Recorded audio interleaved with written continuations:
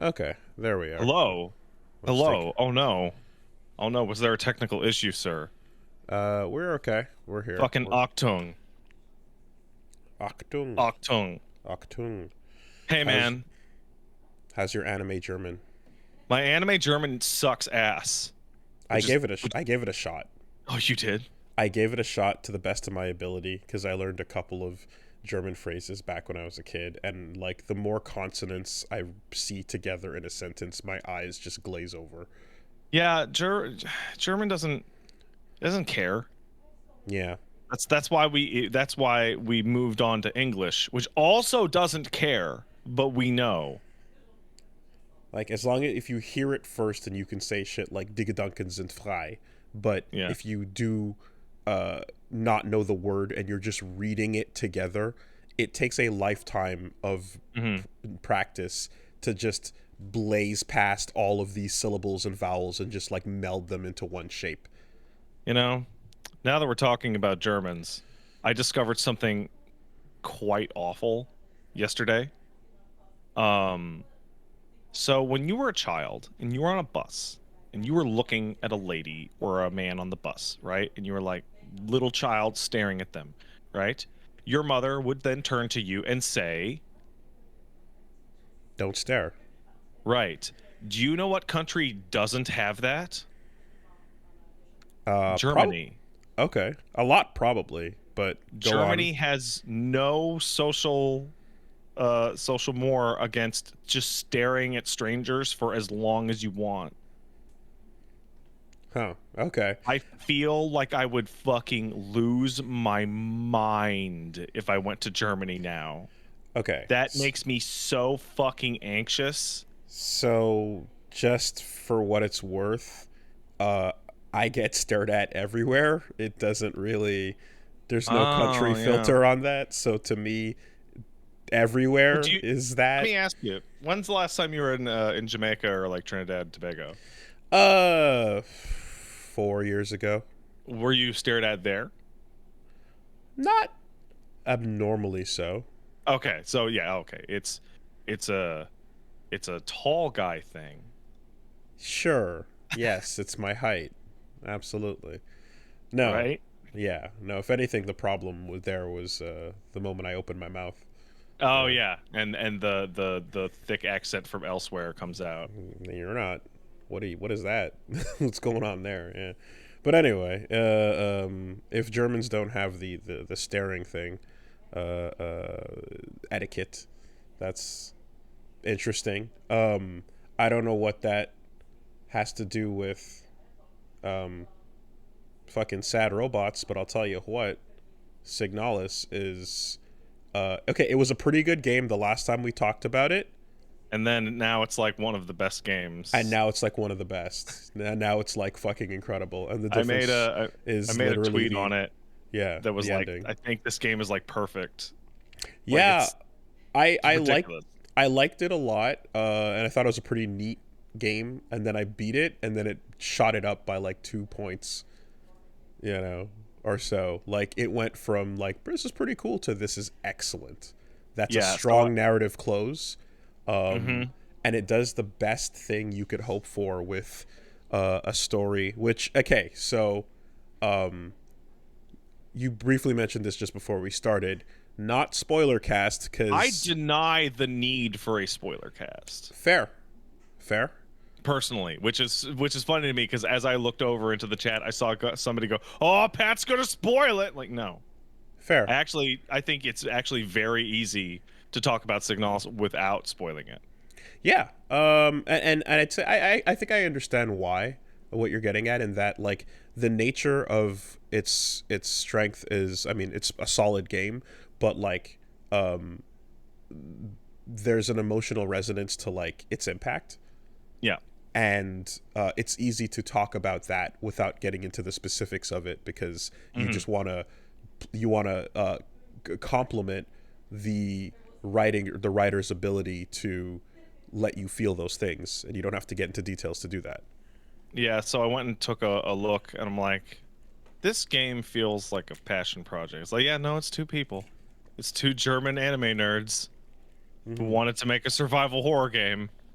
and like you could fucking feel it. As in terms of a game, it is an incredibly solid, well thought out, um, a classic, like looking back classic type of game of a older genre, done in the old style, that hits all the notes and is like laughably, and I mean laughably, on the nose Yeah. with many of its callbacks. I'm gonna say Like slavishly faithful. the level structure of that game just turns into a Silent Hill game. And I don't mean like it becomes like a Silent Hill game. I mean, the areas are named the same fucking name. And The save boxes are the same. Yeah. Yeah, no, it has the same intro, and it's slavishly you know, tributing what it loves, and again, it wears it on its sleeve, is what I said last week. But I guess so. The one thing that would be, but we won't do it. But like the one thing that would be fun is just the speculative timeline of events. Is speculative? Okay. Is pretty. That is a fun thing that I thought was pretty interesting after the ending. You know, but regardless of any of that stuff, I will say that like yeah, what I like most about, you know, like beating it is you have what I was mentioning is like you have a really good ending that doesn't require you to have completely understood everything that happened beforehand. You can just watch that ending for what it is, and even if so much of what came before flew over your head, it still fucking lands. And Yeah, that is a talented thing to do, when you want to have something still be amazing if you understand all of it, but not completely fly over someone's head. And I feel like another example of that is like Snake Eater is a really old example of a game where you can play through most of that and kind of be lost, but you're just kind of going from boss to boss doing Metal Gear things. But the last thing you do, and then the reasons why the boss, why Big Boss is upset, immediately follow that final boss fight, and then your shitty fucking White House meeting, and like you can go, oh, I understand that, and that sucks, and now I get that moment, you know. So there's a really rare but cool thing to like making sure that, yeah, even if you were lost, this is still gonna hit, and it hits really hard. I'm gonna go off. I'm gonna describe. Okay, so I think one of the easiest ways that we can talk about this game in terms of not spoiling it is that the trailer for it is actually very excellent. I haven't seen it. I don't know if you remember the old trailer, but it shows like the arm popping off and a lot of the visual motif elements and the octung and all that weird shit. So it's like, okay, you have a survival horror game that takes place with a robot, an android robot, in a weird anime Germany space future, and there's a lot of perspective fucking with. There's first person segments. There is a lack of continuity of space. There's a lack of continuity of time. There's a lot of dream imagery. So it's very like episodes 25 and 26 of fucking Evangelion at points. So there's a lot. Like I was talking to Susie, and I believe she's like going through the process of just translating all the fucking German on all those flashcards that shows up. Because when I was streaming the end of it, I'm like, wow, there's a lot here. We have to wait until some YouTuber fixes this for us. And she just is in the chat and just goes, yeah, I'm on it. Yeah, it doesn't pretend. Do it. Yeah, it doesn't pretend to not be cerebral from the moment you start it. However, despite all that, and despite the fact that I'm not personally familiar with the fucking 12th century like impressionistic paintings or the Yellow from King, Sweden, that they're fucking. No, I'm familiar with the King in Yellow. Okay, but I'm not familiar with the paintings that they continually call back to are real paintings that are about death or something. I have no familiarity with those at all, despite the fact that I don't know that, and that some people might not be familiar with the King in Yellow, and some people don't fucking speak German. Like I don't speak German. Do you? Nope. Some people may not have seen End of Evangelion, etc. Boy, if Silent Hill and Resident Evil and Ghost in the Shell are obvious elements, oh man, you get to that 60-70% mark, and wow, you hope you fucking watch End of Evangelion if you want to get all this shit. Also, if you played Nier Automata, you might enjoy something once or Yeah. twice. That in being the entire, like gestalts and replicants like are not even a hair breadth away from what they originally were. But even if all that just is like, ooh, zany imagery, the actual core of the timeline of events that really matters, as long as you read and pay attention, is actually fairly clear and very easy to understand. It's drip fed to you, and like the specific timeline and the specifics of what really happened. Yeah, that's what I was gonna say. Because there's parts that are there are parts of that game that are shown to you as if they were objective, but they may not be objective. Yes. Right. So that's exactly it. Right. But the emotional timeline is actually extraordinarily clear, and that's what the ending deals with. And it also echoes itself, like it follows so Cloud Atlas, the movie, the book is told in mandala chronological order. So it starts in the past and it goes to the future and then moves back out to the past, right? So it goes all the way to a point and then it reverses itself. For the film, they decided that instead they would edit it to be an emotionally chronological. Yeah. So as characters feel a similar thing, you cut over to someone else who's feeling something similar in that moment, right? Yeah. And so when Tom Hanks is finding out about the True in space, you also go to the space future and find out about Tom Hanks finding out that fucking Halle Berry is in fucking drag yellowface. Yes, correct. Exactly.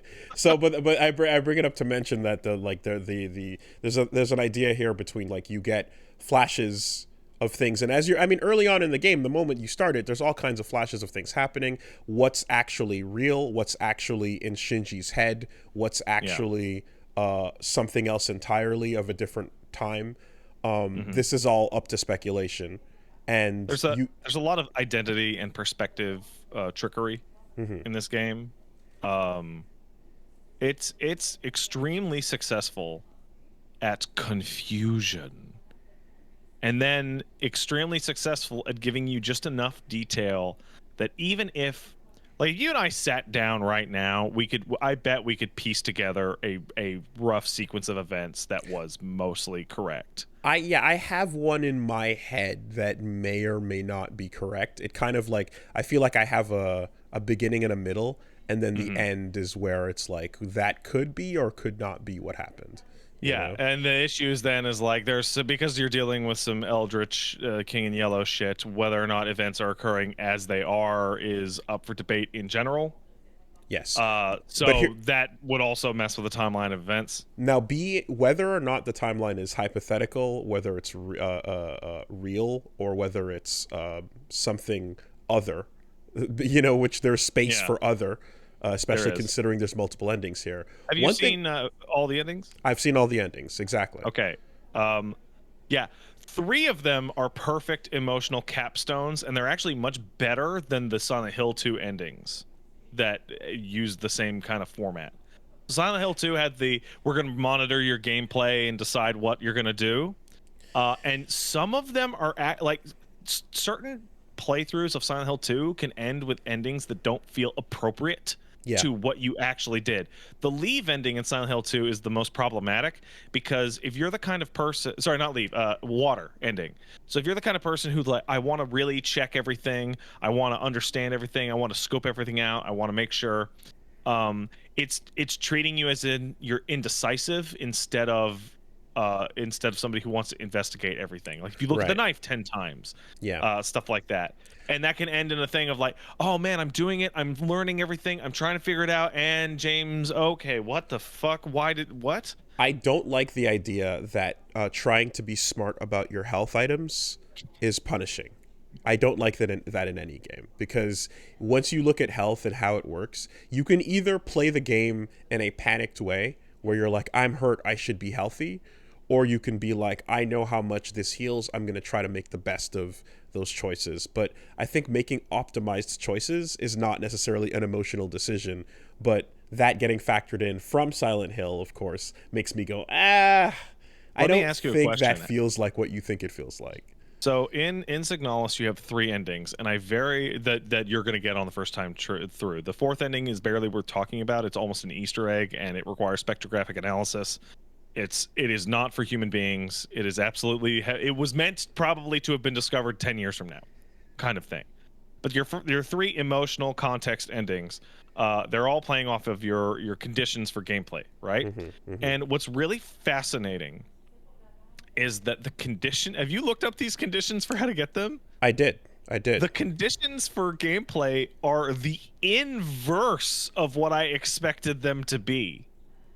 The ending that people are trying to get, or the quote unquote good ending, which I disagree with. I think they're all great, actually.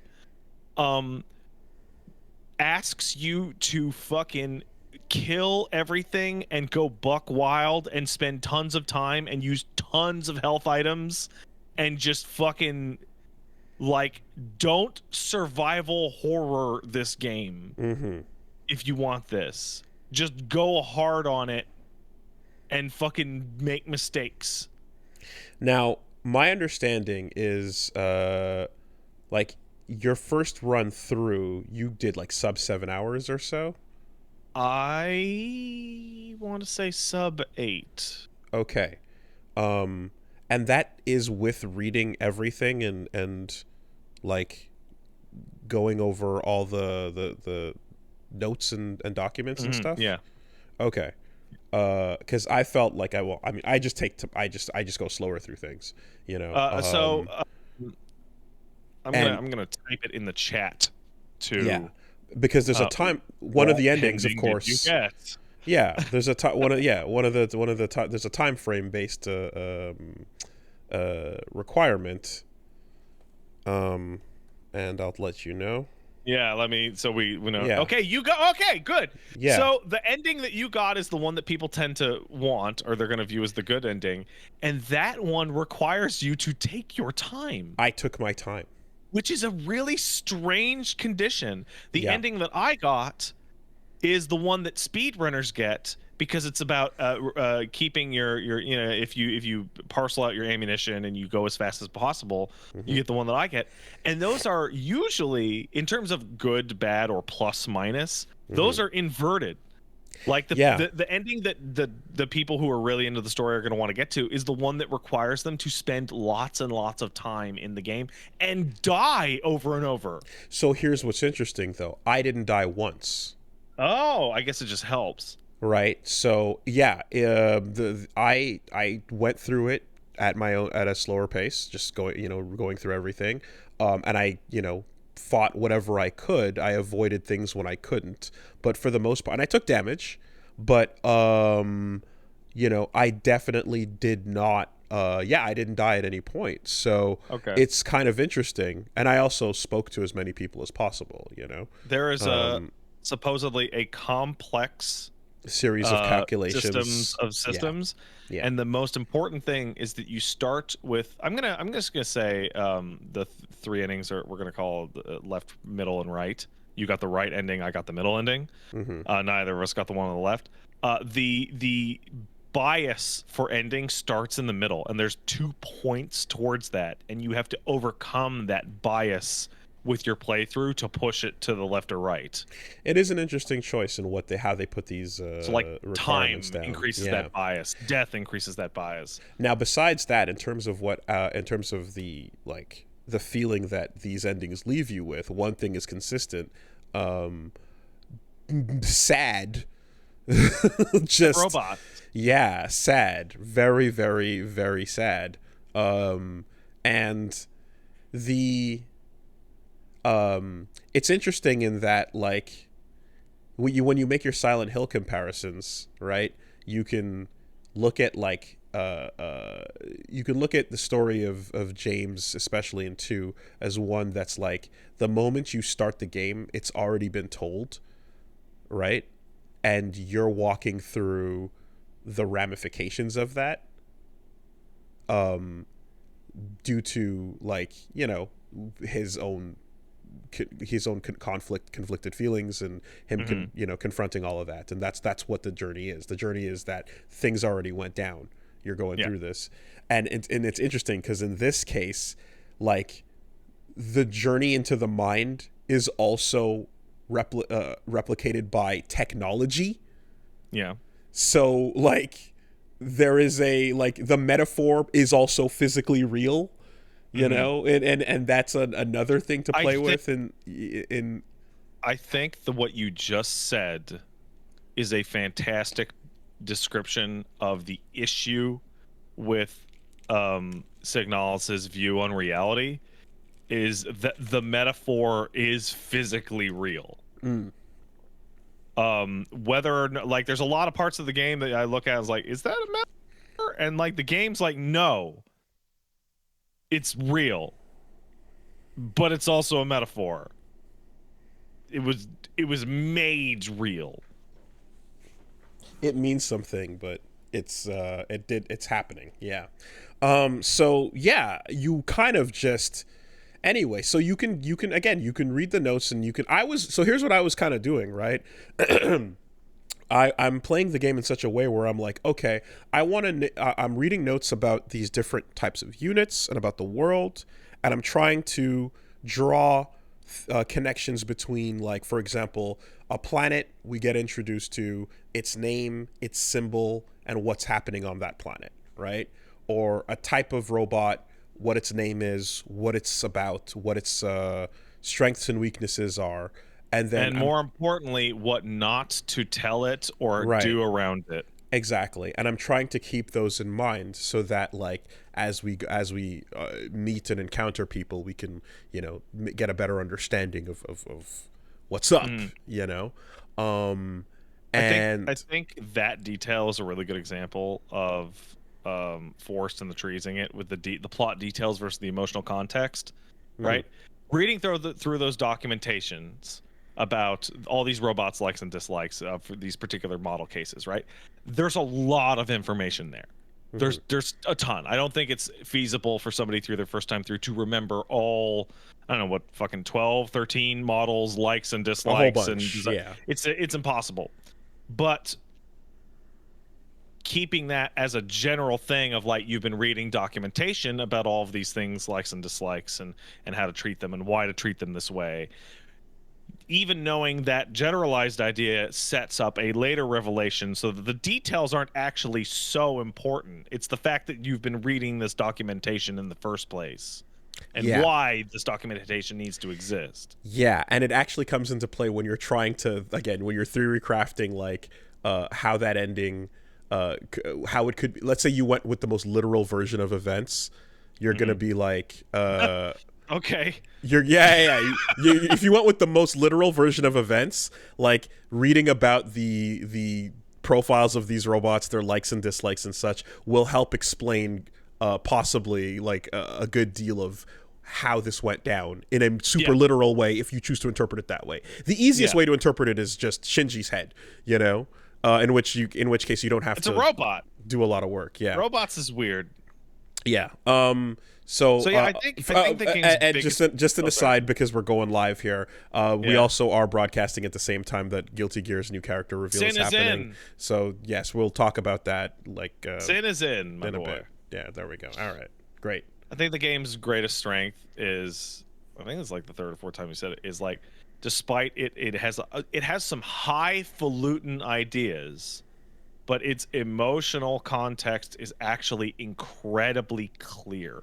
I have played too many horror games that I get to the end and I'm just like, what the fuck was that? What happened? Yeah, so I haven't played a lot of bad horror games, right? So I haven't seen people miss the mark on these Silent Hill moments that I've been experiencing.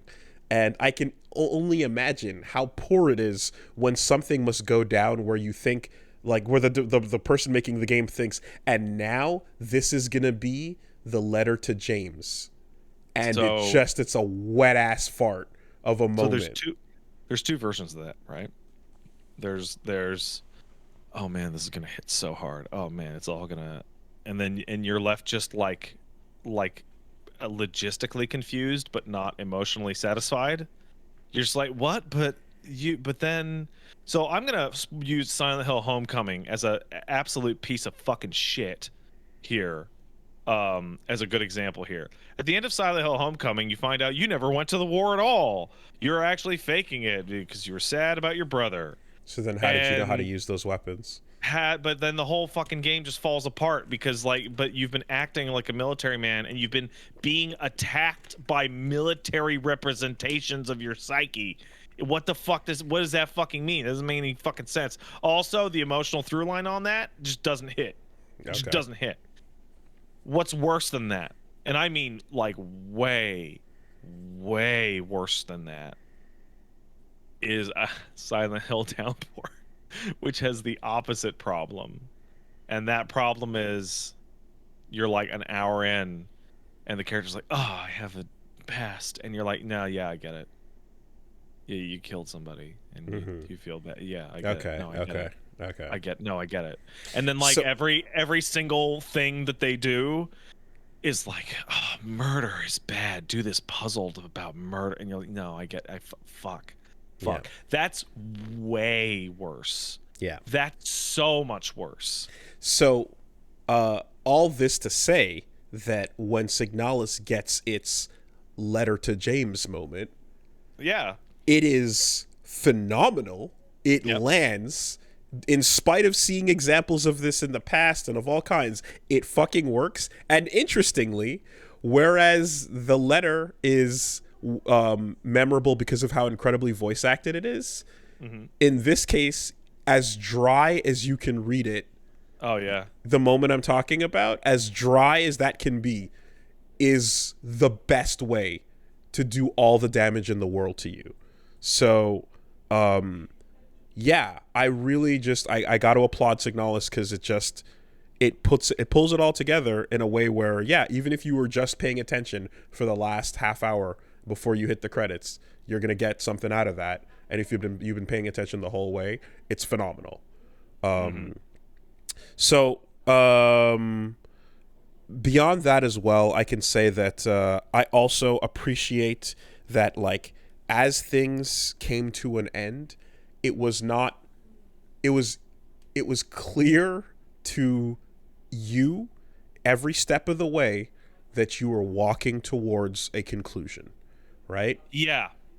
I really appreciate that. So I want to talk about the final level, and I'm not going to talk about where the final level is. So that's fine, right? And this is coming off the hot off the heels of Mass Effect 2's ending, mind you. So Yeah. you know, Yeah, so go on. Though. So Signalis does something really excellently that most survival horror games don't do. Most survival horror games' final levels are visually cool. They're fascinating from maybe a story perspective, but from a game perspective, they're fucking terrible. They're usually the point where you have to nut up and find out whether or not you saved enough ammunition for this point in the game. Right. So Silent Hill 3 is probably the best example of that, is that place is just fucking filled with enemies, and goddamn forbid you didn't bring enough guns. Yep. But that game has melee weapons that work, so that's their little out. Or you get a Resident Evil situation in which like even the average player will come in. I mean, and I'll like the katana final boss solution that I had to run in Silent Hill 3 is not ideal, but it does exist. But the melee weapons in Silent Hill keep you from getting soft locked. Sure. And Resident Evil, even an average player gets to the end of the lab sections and they're fucking shooting galleries. Like there's nothing that can touch you. It's not actually scary anymore. You're now playing like the ending of like a fucking James Cameron movie. Sure. So it's tough. I think Signalis does a great job with the way ammo. I think the way ammo is distributed around the game, there's way more of it than I expected. and I think that the inventory really actually goes a long way to helping that, because actually running dry is kind of a non-issue, right? Like actually running completely out of ammunition is not a realistic threat. But running out of ammunition that you have on your person right now is always a Yes, problem. yes, yes, No yes. matter Yeah. how far in the game you actually are. I was I You was can't able. carry enough of it on you. Yeah, I was able to. I learned to trust in the unknown to deliver me some kind of ammo and some kind of healing, even if it was not the kind that I could use right then and there. Yeah. And the final area is large, well designed. It feels like a Resident Evil 1 or 2 mansion. Good puzzles. It's nice and wide, but Got it's a also hub. just filled with fucking enemies. Like Hmm. I got to the that final level and I was like, "Oh, this is the part of the game where they said avoiding enemies it was no longer a fucking viable option. You will pull your fucking gun out and you will shoot them." So here's my question to you, though. Right, in my run playing through it, I'm doing what I can. I'm being smart. I have my ammo. Yeah. And I'm using it at threats that I have to deal with, and I'm thinking about my ammo in terms of, like I said, 3 bullets is a downed monster, right? Yeah. And I'm gonna make it through this room with 2 that are in my way. Mhm. Then something changes, and I don't know about you, but for me, in the moment in the game, in the third act, when something has changed, Mhm. that narrative moment made me more aggressive Yeah. because of what was happening. It Yeah. was like, oh, let's fucking go now. I'm taking my guns out. You know what? I'm going to put that extra slot towards my ammo and I'm going to shoot at everything. And the game is rising to meet the occasion while filling you with that motivation. There's a like Go time feels like go time. there is a literal visual indicator of it is go time now. Go time. Yeah. And And you're like, and then it does rise to meet you. It's a real so yeah, games don't tend to end well. Survival horror games tend to have the final level be the weakest, often because they're the smallest or they're the least complex. This is easily the most complex level in Signalis, and it's the most visually interesting one, and it's the best one, and that's what it ends with. and that's the one where I actually, so for a perfect example is I ignored I ignored my body burning mechanic for the entire game up until that point. That was the moment I started using it and like actively planning my routes and going, okay, So you know what? This room has 2 grunts and a big boy. Fuck that big boy. I'm not dealing with him ever again. in the third level, I started to go, okay, I'm done with this. I have a save point room. It seems central. I'm going to kill everything outside this room and burn it. And then when I got to the last level, I was like, hey, I have a save point room and it seems central. I'm going to kill everything outside this room and burn it. And I was wildly rewarded Yeah. with that decision, because both of those rooms, that the hallway outside the third and fourth hubs, are like the single most trafficked fucking hallways in the entire game. Treacherous. However, I did find a way to simply walk around the normal enemies that were just outside that final save room. Yeah, You know? enemies have a really wide like aura of ability to hit you if you try and juke them. But you can also walk behind them almost like in lockstep, and they won't care. Yeah, they have cool awareness. I guess as long as you're not making a ton of noise and your flashlight's not on, you can get away with some really risky moves. You know what's one of the things that I laughed when somebody just comes into the stream when I was doing it and watched it and said, "What is up with this Rob Liefeld shit?" And it took me a second. It's like, yeah, no, part of the Signalis art style is that they did not want to model feet. They just no feet. Just nab it Every down. single characters in the fucking game has their legs fucking narrow to a point. The Jehuti aesthetic. Yeah. So I guess Yeah, the only other bit I'll say is like I had a confusing moment in the ending where I was trying to my assumptions of what the passage of time were incorrect.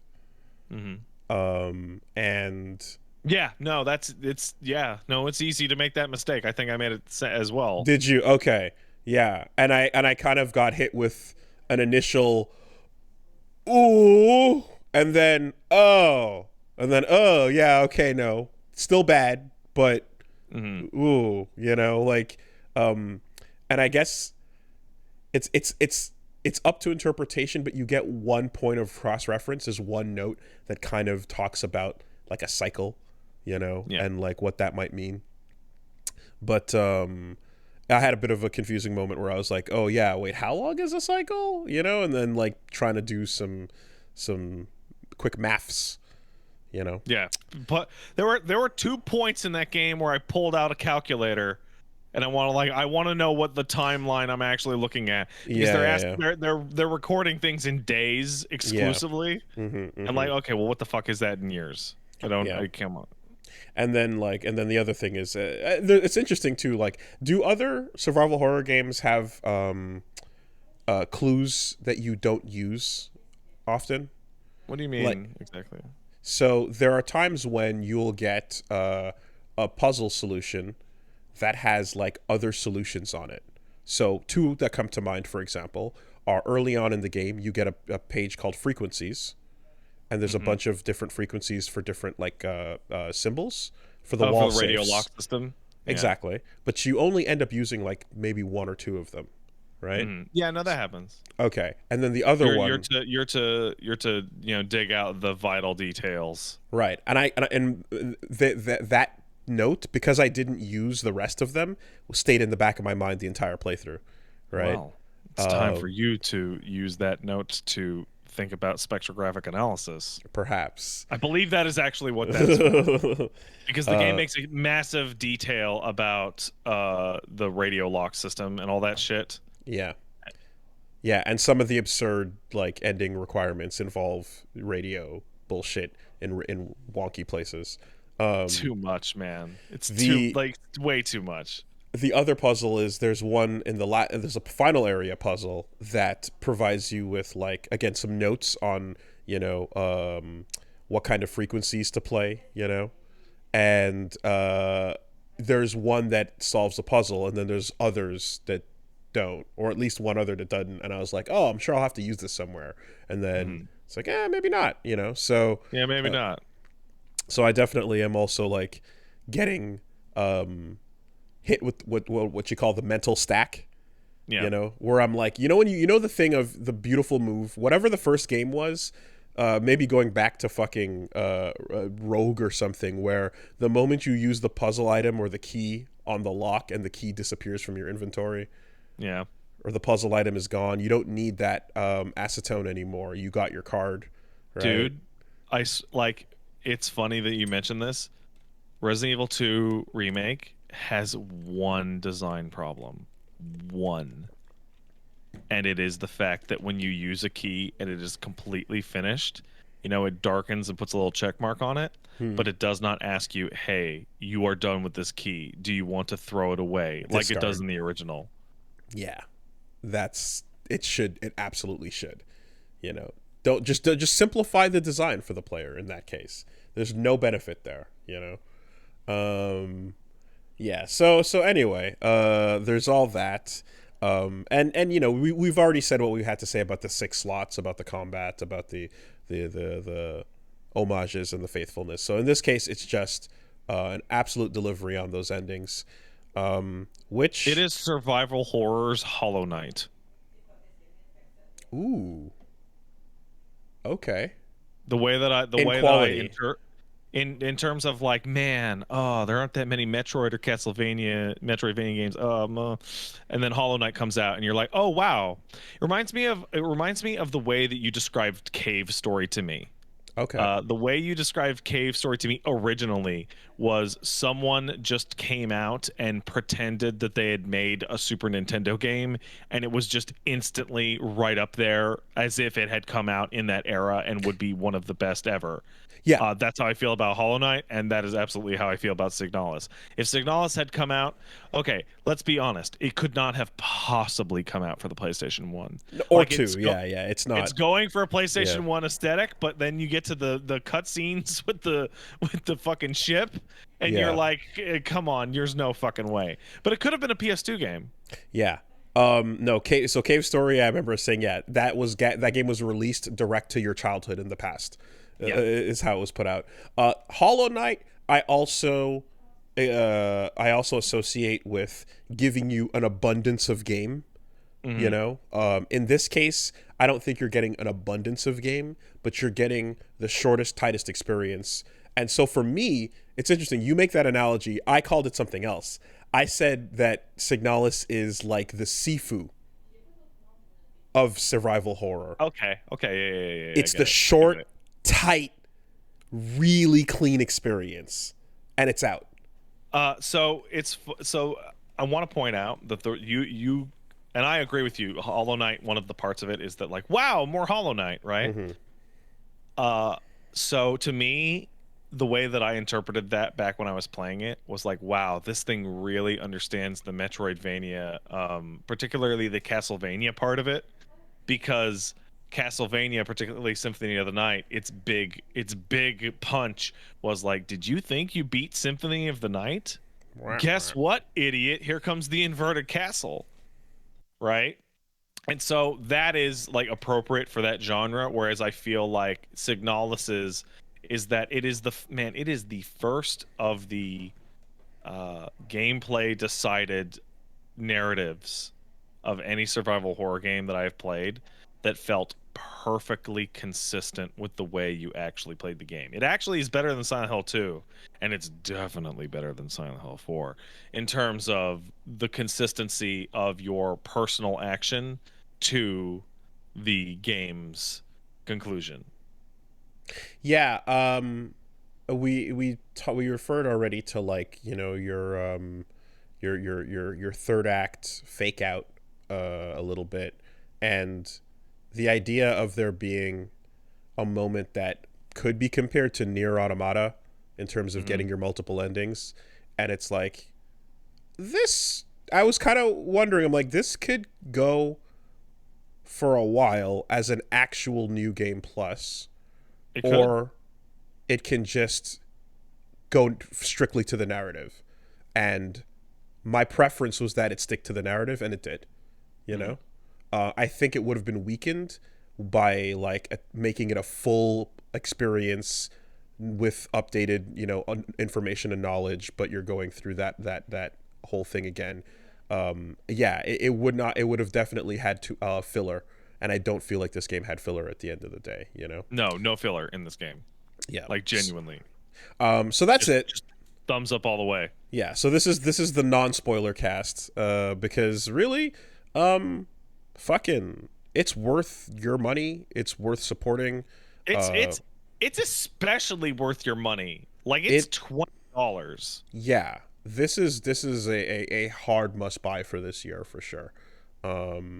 I feel really bad because it came out just at the wrong time of the year.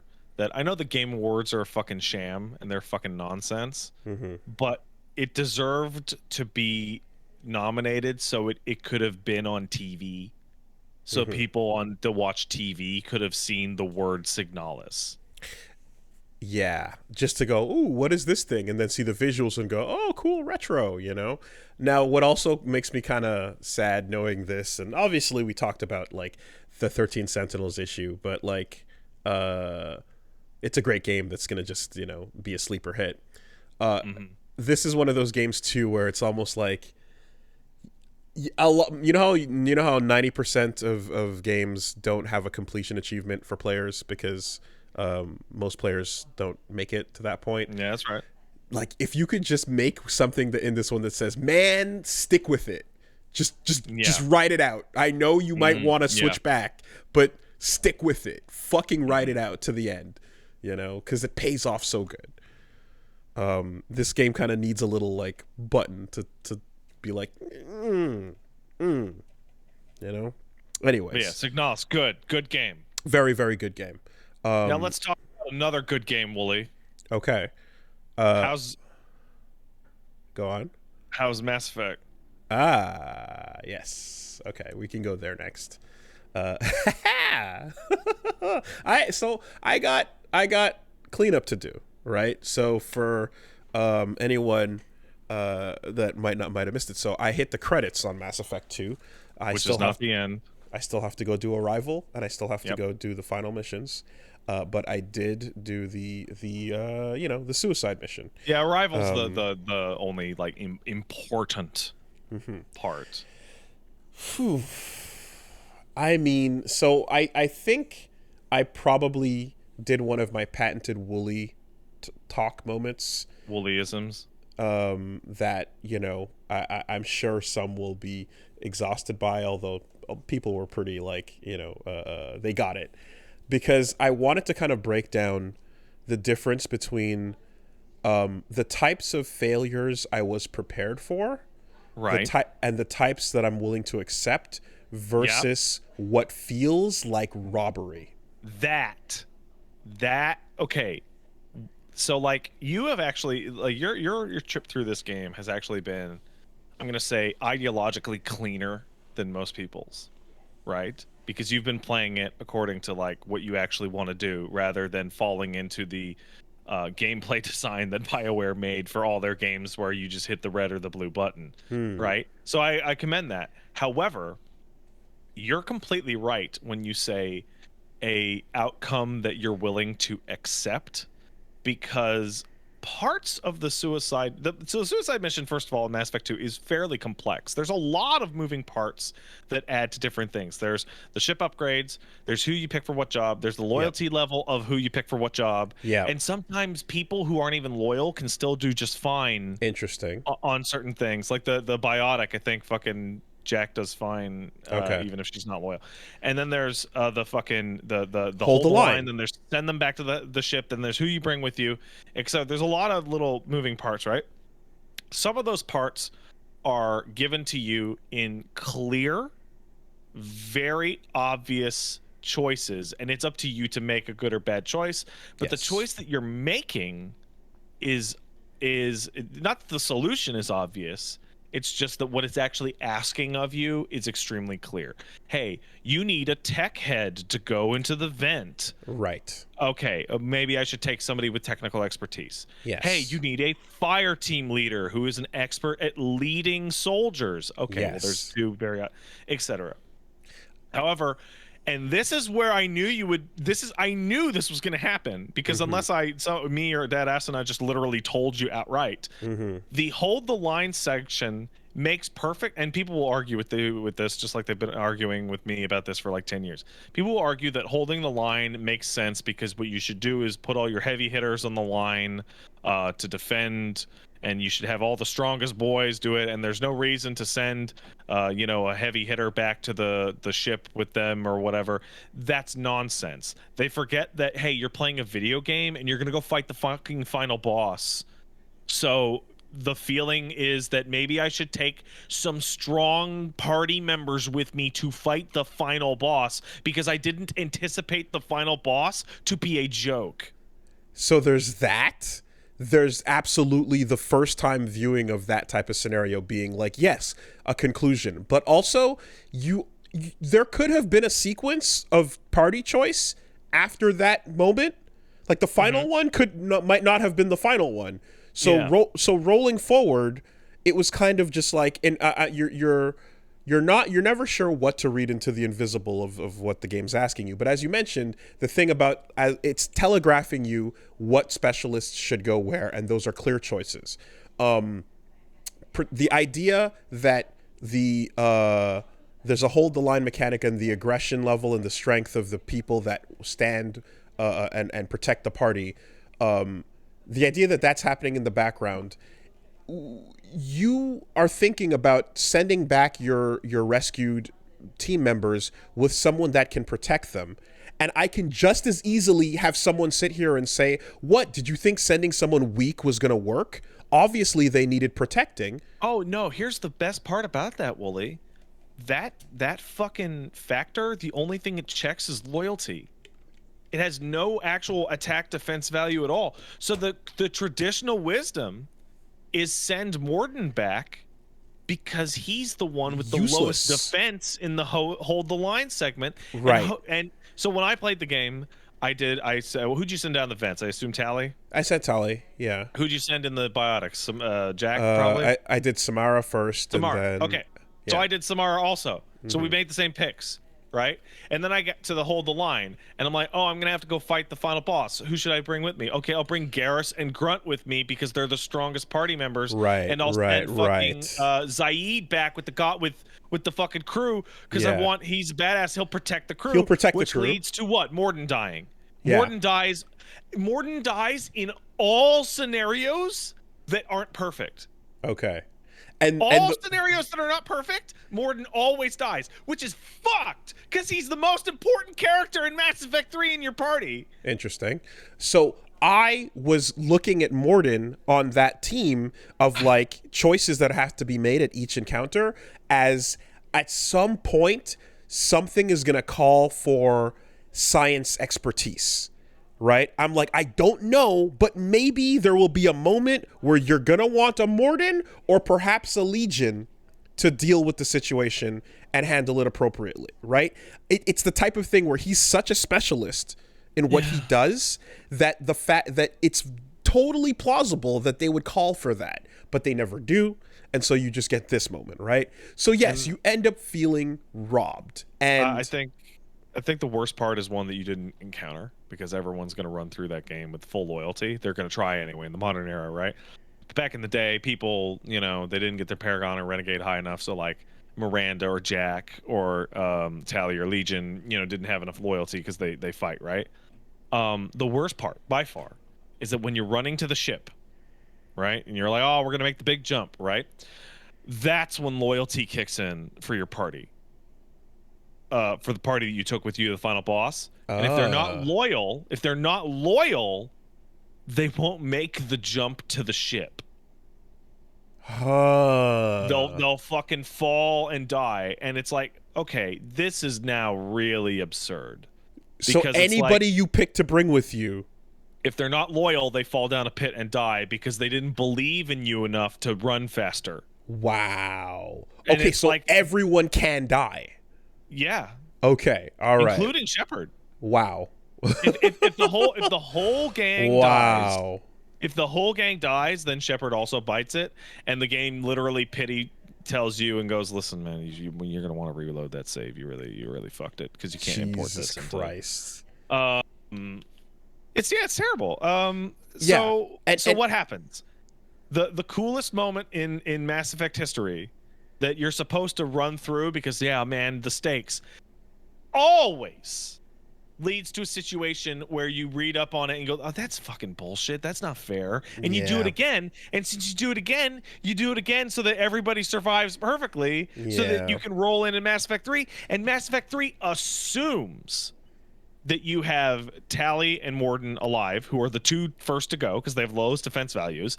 So Mass Effect 3 assumes you re-ran your run to keep everybody alive. Man, I was so shocked with like how like competent things, like there's moments of bullshit happening, but in the general you're like things are in there's a momentum to what's going on here, and like every other choice that you could fail up until that one with the hold the line system was one that I would accept because the way I was kind of explaining it was, if it's a failure where I walk up to the line and I drop the ball, I will hold that. For example, the Morden choice. Yeah, right? Sure.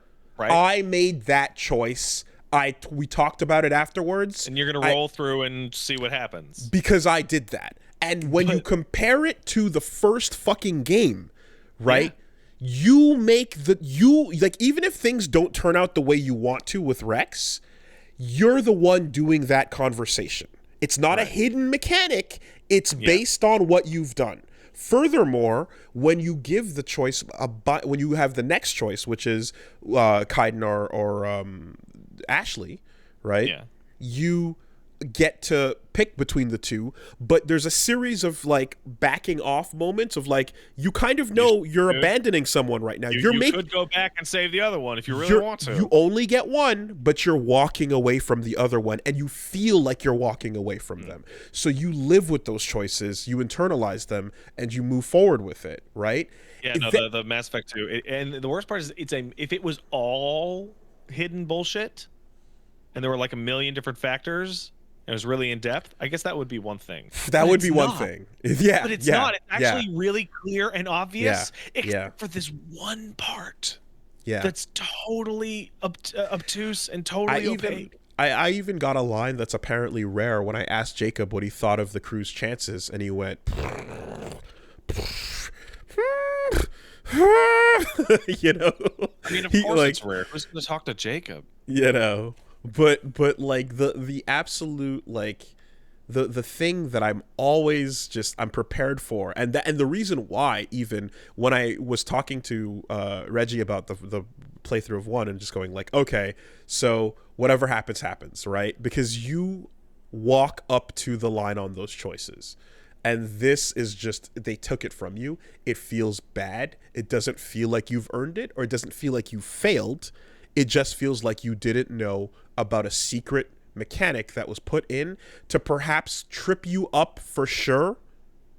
It's like Reggie asked, is this rigged? And I'm like, I'm having a hard time looking rigged at it as if it's not rigged unless you know what's coming, because it's so easy to fuck up that whole Deline point sequence. It's so easy. And I don't know anybody who actually did it first try. And I know I'm going to look over to the scrolling chat list and see people go, well, I did it just fine the first time. It's like, the scrolling chat was screaming about how they all redid their shit back in the day. And then you and Paige sent the messages like, bruh, like, oh, dude, this is what it is, you know?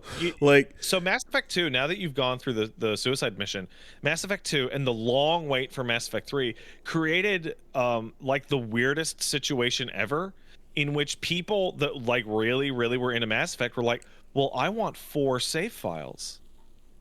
I want all Renegade, everybody alive. I want all Paragon, everybody alive. I want all Paragon, everybody dead, and all Paragon, all Renegade, everybody dead.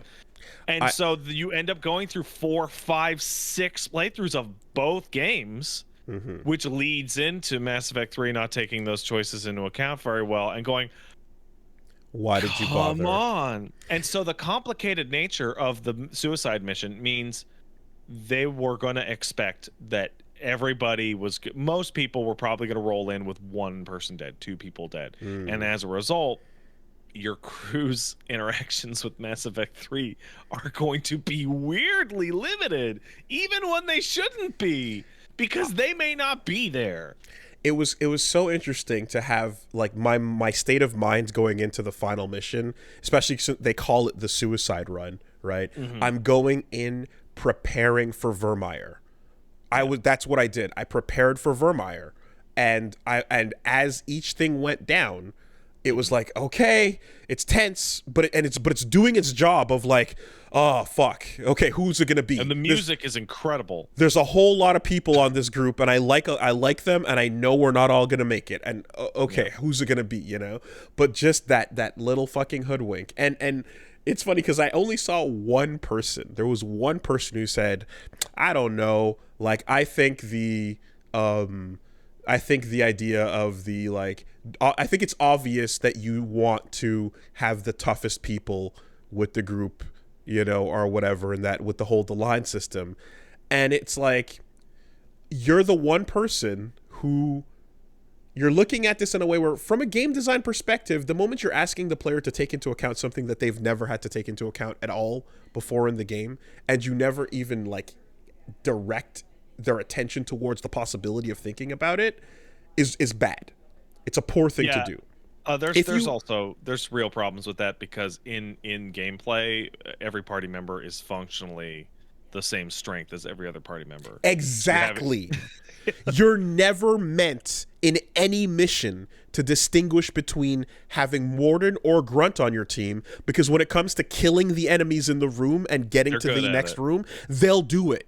So your party, despite their specialities, is functionally the same strength. Yeah, whereas if you want to talk about who's the best leader for a squad, you're like, oh, okay, well, Miranda and fucking Yaris, those seem like obvious picks. You know? They're natural leaders. It's part of their history and their personality. Somebody in the chat just pointed out you could put a single line of dialogue in the game and would completely fix everything, and it would literally be, hey, we're gonna be fighting an endless horde of dudes while you fight the boss. You should leave the heaviest hitters here to hold the Like, line. I was just about to say, you could have put it in the game earlier. You could have put it in the game in another mission. You could have done something to get the player to think about the difference between the strength of their soldiers, right? And Canon, Morden actually sucks at fighting compared to Grunt. Not just gameplay, exactly. And if you had that, and then it was like, oh, I remember during the Shadow Broker mission where, okay, I went in with I went in alone, but I had to pick two people who would like stand guard for me to get back. You know, whatever it is, but just some moments in the game to get you to think about that, then it wouldn't be such a fucking, you pulled the rug from under me. The solution is, hey man, you're gonna fight a human reaper. Oh my god. Make sure to bring the two canonically weakest members on the team. Like, what the fuck? So what kind of logic is that? Yeah, or bring your favorites because you like hanging out with your favorites. You know? If you want to roll with fucking Luca and Robo, you're gonna roll with them because you like them. It's funny because they should have actually, like, the solution would have been to have Shepard fight the boss by himself. And just cut that out entirely. And that just would cut be that interesting. entire part out, but that would make the gameplay worse. Also, hey, that final boss is fucking terrible. Holy shit. Holy shit. Like, I'm looking at it, and it's funny because I was trying to snipe at it with the Super Scope 6 because that's an armor melter, but it's moving too fast for it. And I was like, okay, it's leaning up and it's doing its things. And yeah, I mean, I don't know. I guess I felt like I felt like the fights earlier on with the big mechs had more to them. You know? Just like, hey man, you're gonna fight the ultimate life form, and it's like a ugly Terminator baby, and you're like, wait, is the plan for the Reapers to have like a ugly Terminator baby floating through space? But I was kind of also preparing for either one of two final challenges. I was either preparing for a shoot the big meaty red button on the wall with all your ammo, or like while the countdown timer goes off, kill all the hordes, type of situation. And in any case, though, I mean, this is what it is. And yeah, so we ran it back, and it's just because it really does feel like, as Roger's putting it, like it's rigged. It just feels like the game wants you to go in blindly tripping over your fucking dick and having something terrible happen there. It's funny because the game does actually try and fuck with you with like a hidden condition on the ending sequence in like the order that you take to get to the mission. Mm-hmm. Like, do you go to the final mission pretty much right away, or do you finish off Leighton's loyalty mission? Even that. Dick around, and it's like, and so here's the thing, that is actually extremely well telegraphed but not spelled out for you, where they go, we don't know what they're doing to people, man. Shepard, you want to go get the people? Oh, it sucks that they got kidnapped. And like there's a obvious logic of, we should probably go right now and save the crew or not. So that whole thing was interesting because I found out after the fact that it's like, you have that moment go down, and then you're supposed to be like, the longer you take, the worse it's going to get, right? They're going to push you towards doing things. And Legion, you just got him, so you should do his loyalty, right? But I managed to do Legion's loyalty immediately after getting him before that sequence happened. So there is... So when I was rerunning the game on my stream, because I had already beaten Mass Effect 2, I wanted to do some zany shit with stuff. So the basic reality is that there's there are two missions you can take. before your team turns into goo.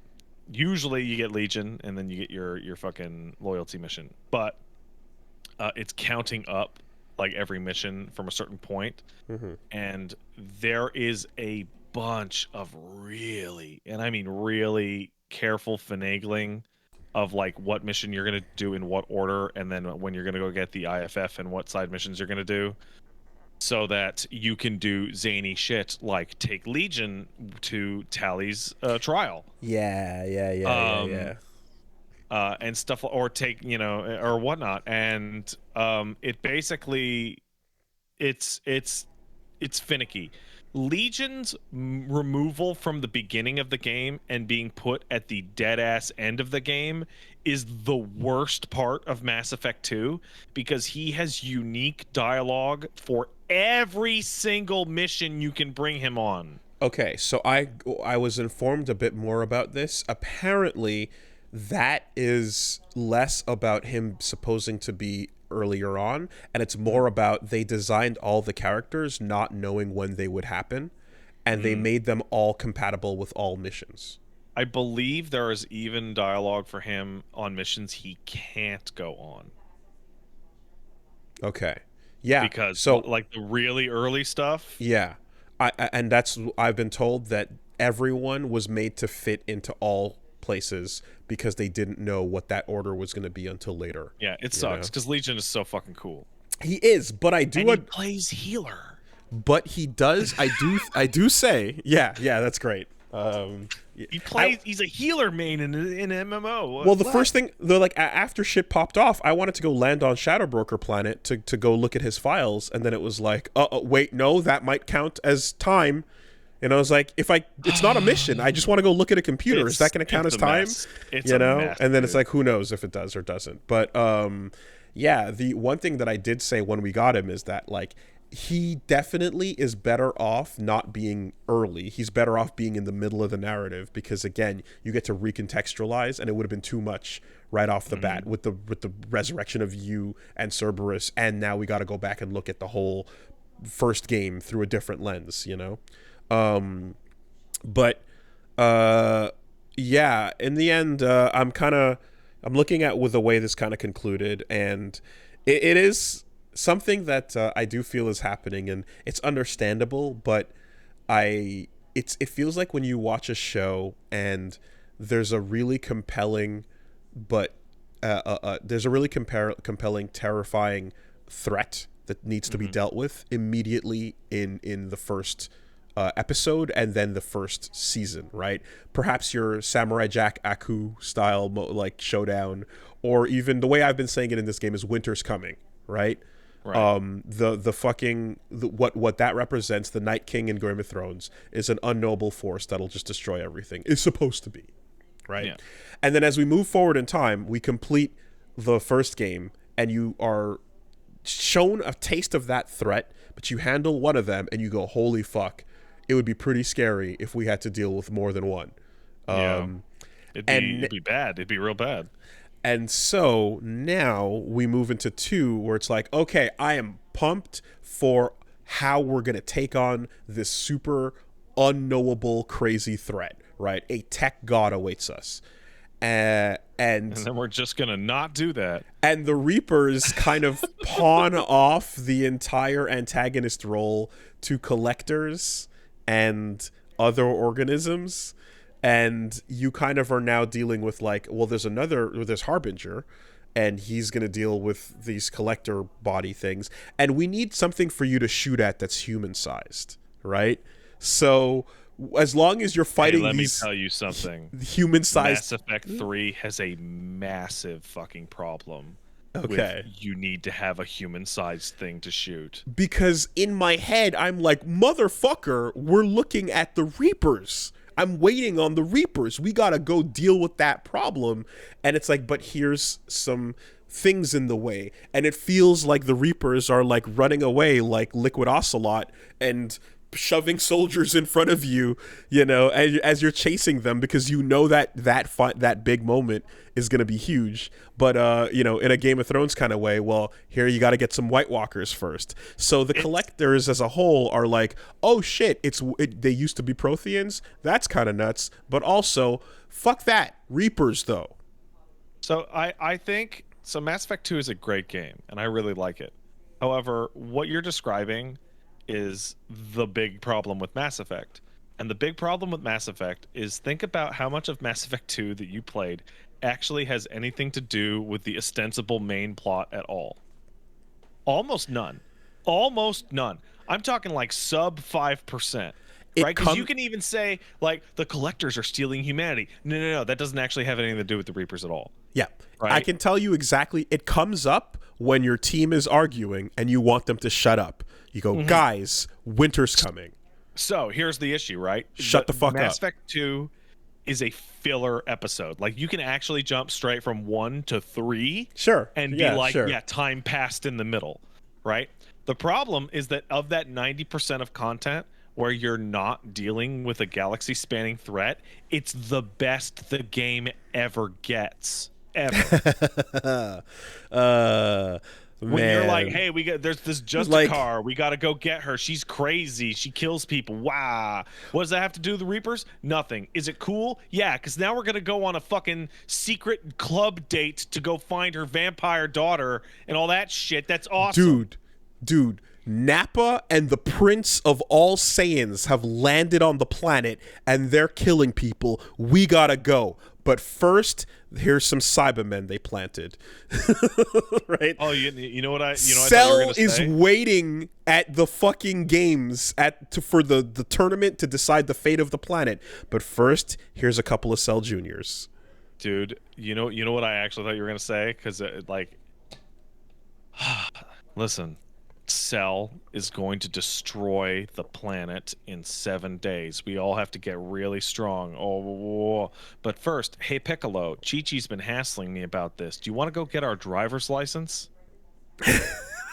And think about hey, you know what? I would rather watch that driver's license episode of Dragon Ball than the fucking hyperbolic time chamber shit. The thing is, I go to Cybermen and Cell Juniors because it's like technically a Reaper is creating this problem. Yeah. It's just that it's throwing some little bullshit in front of you while you're like, I'm trying to stop universal annihilation. Can we really focus on the main thread here? It's really strange. Mass Effect 2 is absolutely filler. It's absolutely filler. I felt like we got lost in the weeds, and I feel like when I met Anderson at the beginning of the game and I found out that the Citadel just treated everything like there's just a big Geth attack, don't worry about it, none of that happened, that's some bullshit, right? Thank you, darling. It felt like the fact that they just kind of lied and said everyone's not gonna believe it, it's crazy, we're wasting time, 2 years have gone by and nothing in preparation for Reapers has been done, it's kind of like, yeah, I guess they were right. I guess they did have time. You know what I mean? I guess it wasn't as urgent as it seemed. Yeah, so this dichotomy of filler, good, main story, not as good, is gonna hit a peak in 3, because 3 is like laser focused on the main plot. Okay. And as a result, it's like it's kind of a downer. Like, okay. It's just kind of, like there's a lot of war. I mean, so I'm looking forward to seeing where learning more about the world and where things go, because like now that I know the background, the settings, and the political details of like how every conflict has two sides, and now that we've learned Mass Effect is about introducing you to the other side, right? Here's the Krogan side, here's the Geth side, right? You can after the initial setup, cool, where does that go forward, right? That's going to be interesting to find out, and that's something that that's cool enough in and of itself. But I don't know how to say this and like get I want no reaction almost from anybody, right? All right, I can do that. I want a stone ass face, but I'll say this. Hold on. I can fix this. I can just fucking. Yeah. There you go. Yeah. Okay. I want the stone face. the big threat, like many other movies, animes, games, etc., Right. involves something that is unfathomably threatening, but fortunately, they're all asleep. So the goal would be to not have to deal with that threat if it ever arose. Right. Therefore, in a convenient movie action gamey way, if only some sort of button would be pressed that made all the if you shoot the mother brain and all the clones around the world that are killing everybody suddenly just cease to function, that type of thing. You know, that type of easy sort of cop out thing is kind of like. I have a question as to clarify. Yeah. When you describe the main antagonist is asleep, what are you referring to exactly? Sorry, hold on. BRB.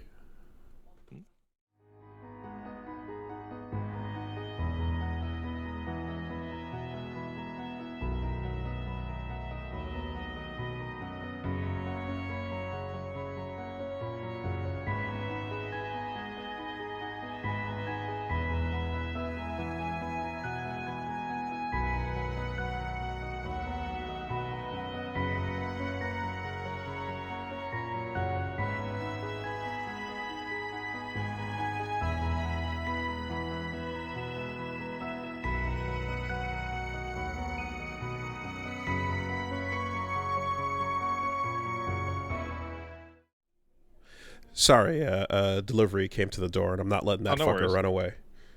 Okay, no worries. Yes, you're saying. What are you describing personally when you describe the problem or the antagonist as being asleep? Well, the Reapers are waiting for us to hit that point of advanced at an advanced level so that they can come through the Citadel and just kill us all.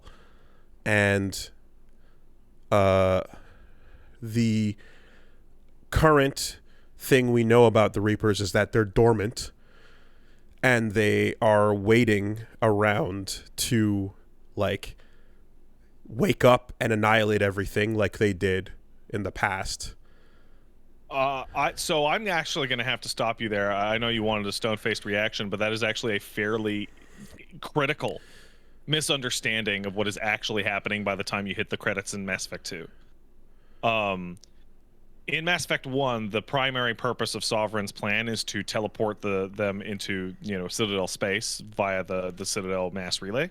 Yeah. Right? And then you fuck that mass relay up, therefore they can't. The instant that occurs, they all are awake and start moving towards the Milky Way galaxy via conventional faster than light travel. And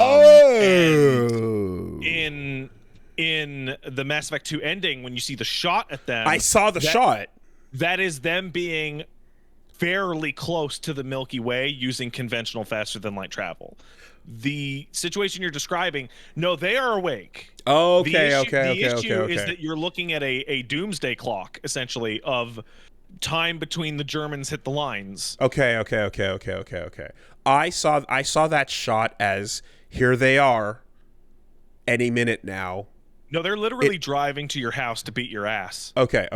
My mistake. It just takes a while to get here from Texas. I see. I read that as like Sovereign's like landing on the beach ahead of time was foiled by the destruction of the teleporter.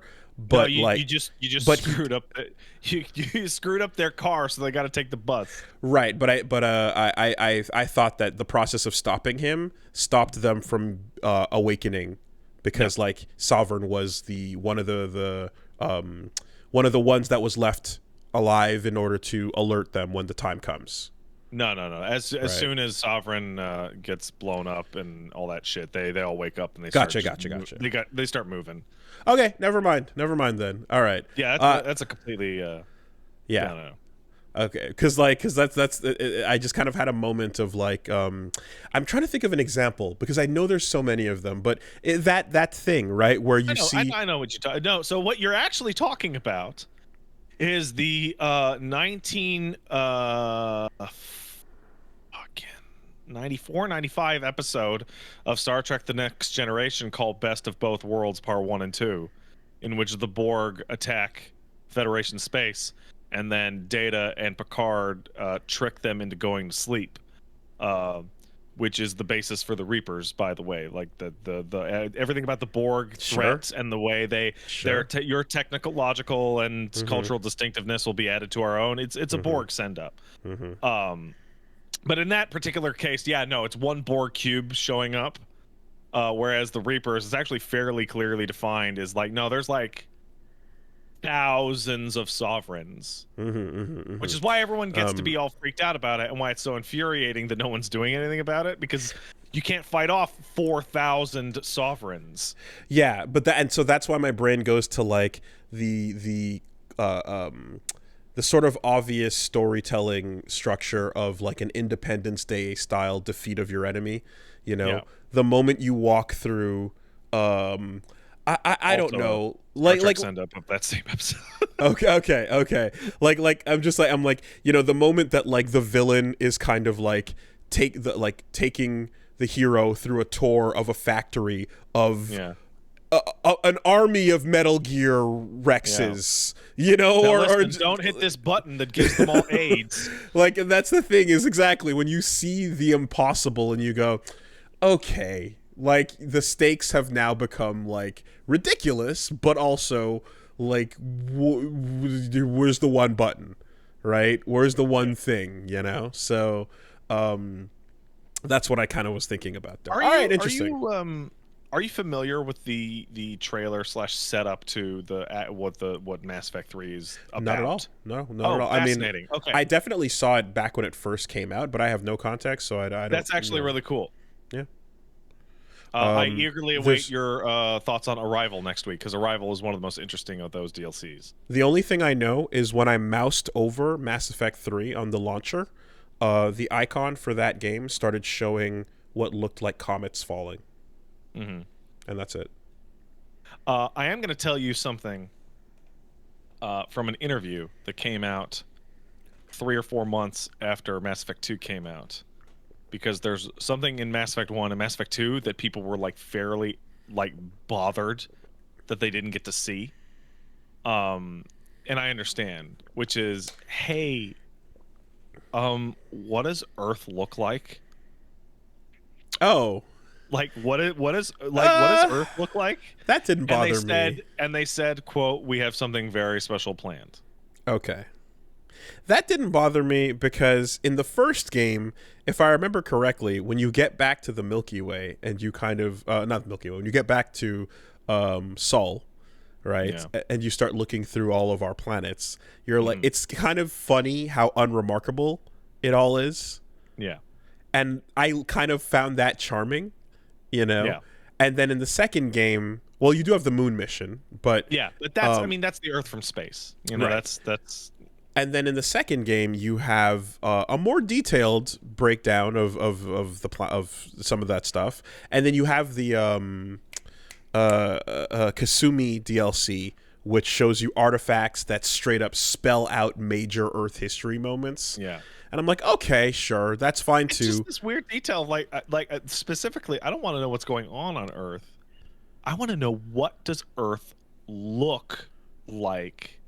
What is human? What is it? You go to, where you go are they to at? Chichanka, you go to Ilium, you go to you go to the Citadel. Like literally, like what does it look like? And the answer is, you see exactly what sci-fi shows they watched right before doing the art on it. Okay. Does it look as crazy as Ilium, or is it just fucking? No, it's dude. There's like a couple Star Trek episodes you could just point to and be like, well, there's Star Trek fans out there who are watching this podcast live, and I'm like, hey guys, do you know that fucking establishing shot of fucking Starfleet HQ they have in San Fran that they cut to 80 times in TNG? Yeah, it's that, and they're gonna go, oh yeah, it does look just like that. I can't. I mean, again, to reiterate, I don't care that much because there's something kind of charming to. It doesn't matter. I know it's your frame of reference because it's your home planet and it's the thing you really want to know about. But also, it may not be Shepard's home planet. Right. Right, but no, I mean the viewer, right? I know Yeah. it's like you're looking for an anchor, but there's almost something to like you're in space. This is a space story. Don't worry about Earth. You know, Yeah, I'm okay with that. You know, space future is about like you're where you're from is you're less important lost. than your specific culture. Yeah, we're floating through space here. It doesn't matter. Space You is don't need to crazy, go man. see what happened to your country or the whatever. You know, sum it all up and fucking toss it over there. Um, whatever that description was in a Mass Effect one, it was like it was brief and um, I enjoyed it.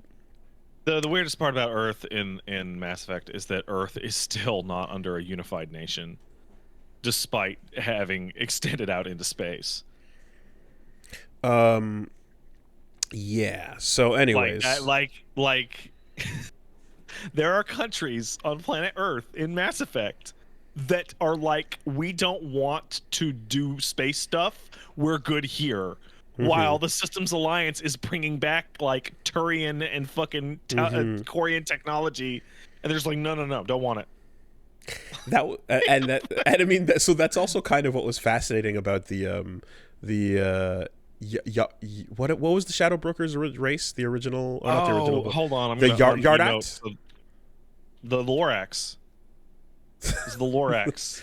No, I'm thinking of Ardat Yakshi. The Yout, Yog, the Yog, where it's like, what the fuck is that? It is scary. It is a huge problem, and don't raise them up. It is stuck on land. They don't have space-faring technology. Good. Yeah. Keep them down there. Yeah. That is interesting. Okay. So yeah, I'll be looking forward to your final thoughts once you've beaten Arrival. Hey man, Arrival's not the strongest DLC like when it released in terms of like, you know, like Shadow Broker's the best one. like period. It's a lot of fun, and they also put the memes in, so you get the jokes in. Yeah, you like the memes. Hey man, you are gonna love Arrival. Great. I thought the what was the one with the autism superpowers? That was Overlord. Yeah, that was interesting. I originally was like, are we doing a useless flying vehicle thing? And it's like, oh no, there's a thing going on here and whatever. And then the builds up to that. We have here is awesome. Right. But like the amount going on in that Shadow Broker stuff in terms of just like, here's all the things that everyone laughed at, all the gifts. You want to see more punches to more reporters? Man. You want fucking gamer profiles for your Legion? Here you go. The main game wouldn't dare, but the DLC will. Do you want to go through fucking Tally's Amazon purchase history and find out how many vibrators she's buying? Nerve Stim Pro, baby. Nerve Stim Pro. Deactivated, reactivated, deluxe edition. Yeah.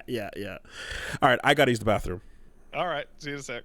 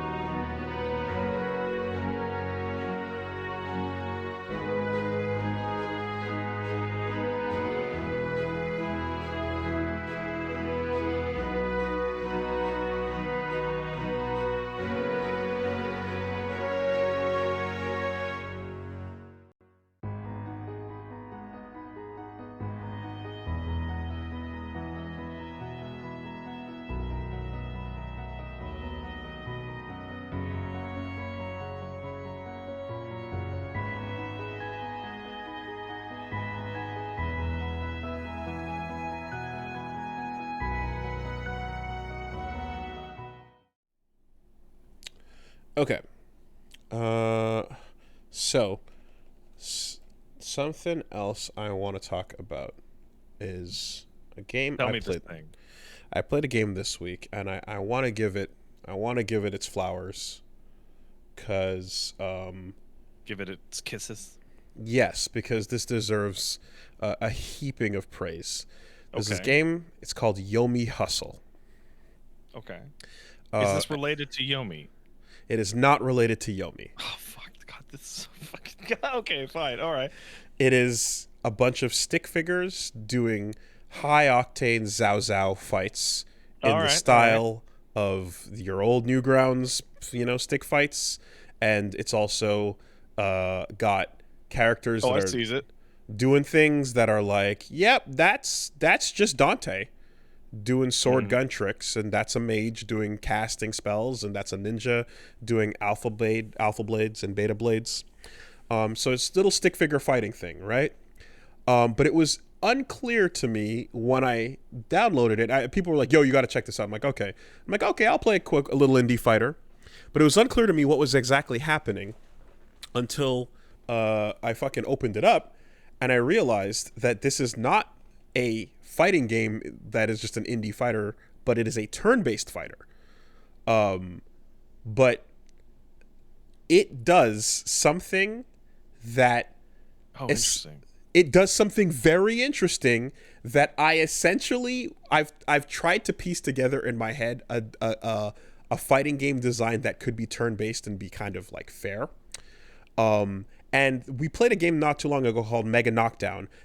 Which kind of does it, but this does it. It fixes a problem with that by allowing you to do what you talked about, which is let you replay the whole sequence and make it look cool, right? And what you get is a game that it's not just pick two actions at the same time and they both play out together, right? That's a simple enough thing to do. That's kind of more or less a card game. And then you can just attach animations to the cards. This is so much sicker because what it does is it lets you pick your action you pick one of three characters: ninja, cowboy, or wizard. I've been playing it all day. I'm super in, and you have a list of normal attacks. You have a list of specials, and then you unlock and then you can also choose movement or metered things, right? Specials and supers and such. You can only do one thing per turn, whether that's move or attack or defend or block or whatever. You can only choose to do one thing. The moment you do it, the game moves forward by one frame increment, one moment, and then a little preview ghost of what you're about to do is shown to both players. Okay. So let's say, for example, I'm going to use the examples of Ryu and Ryu and Ken, right? The moment your Ryu selects Hadouken, we step forward by one, and your Ryu puts his hands back, and then a little ghost of the future shows that Hadouken is about to come out, and it shows your ghost standing there taking the hit. What you do next is you choose jump, and then it shows your ghost jumping over it. Right. Or you choose punch, and it shows your punch coming out and getting hit by the fireball. That doesn't work. And then it shows do a hurricane kick, and it shows hurricane kick going through it and hitting him. And you go, I'm going to pick that one, right? So you now, seeing that you've picked your hurricane kick, it steps forward again. And now it returns to the Ryu's, turn. So he is still in the middle of starting up that Hadouken. He sees that you're about to do a hurricane kick. The ghost is now showing perfect information or rather not perfect information, but showing you've chosen the fireball, I've chosen the hurricane kick, and then I can choose to either commit to that move or cancel it. Right? And you get to do the same thing. And then you kind of continue on that trajectory until your committed moves happen and interact with each other. That's a long form version of what's happening step by step. Short, and I guess that's a little confusing. To summarize, right? You click the action you want to do with your character, and you put that down on the table as if to say, I'm about to do this, maybe. And if I do it, you're going to see the exact, the move come out, facing the direction I choose, going at the speed I choose, and it's going to hit you.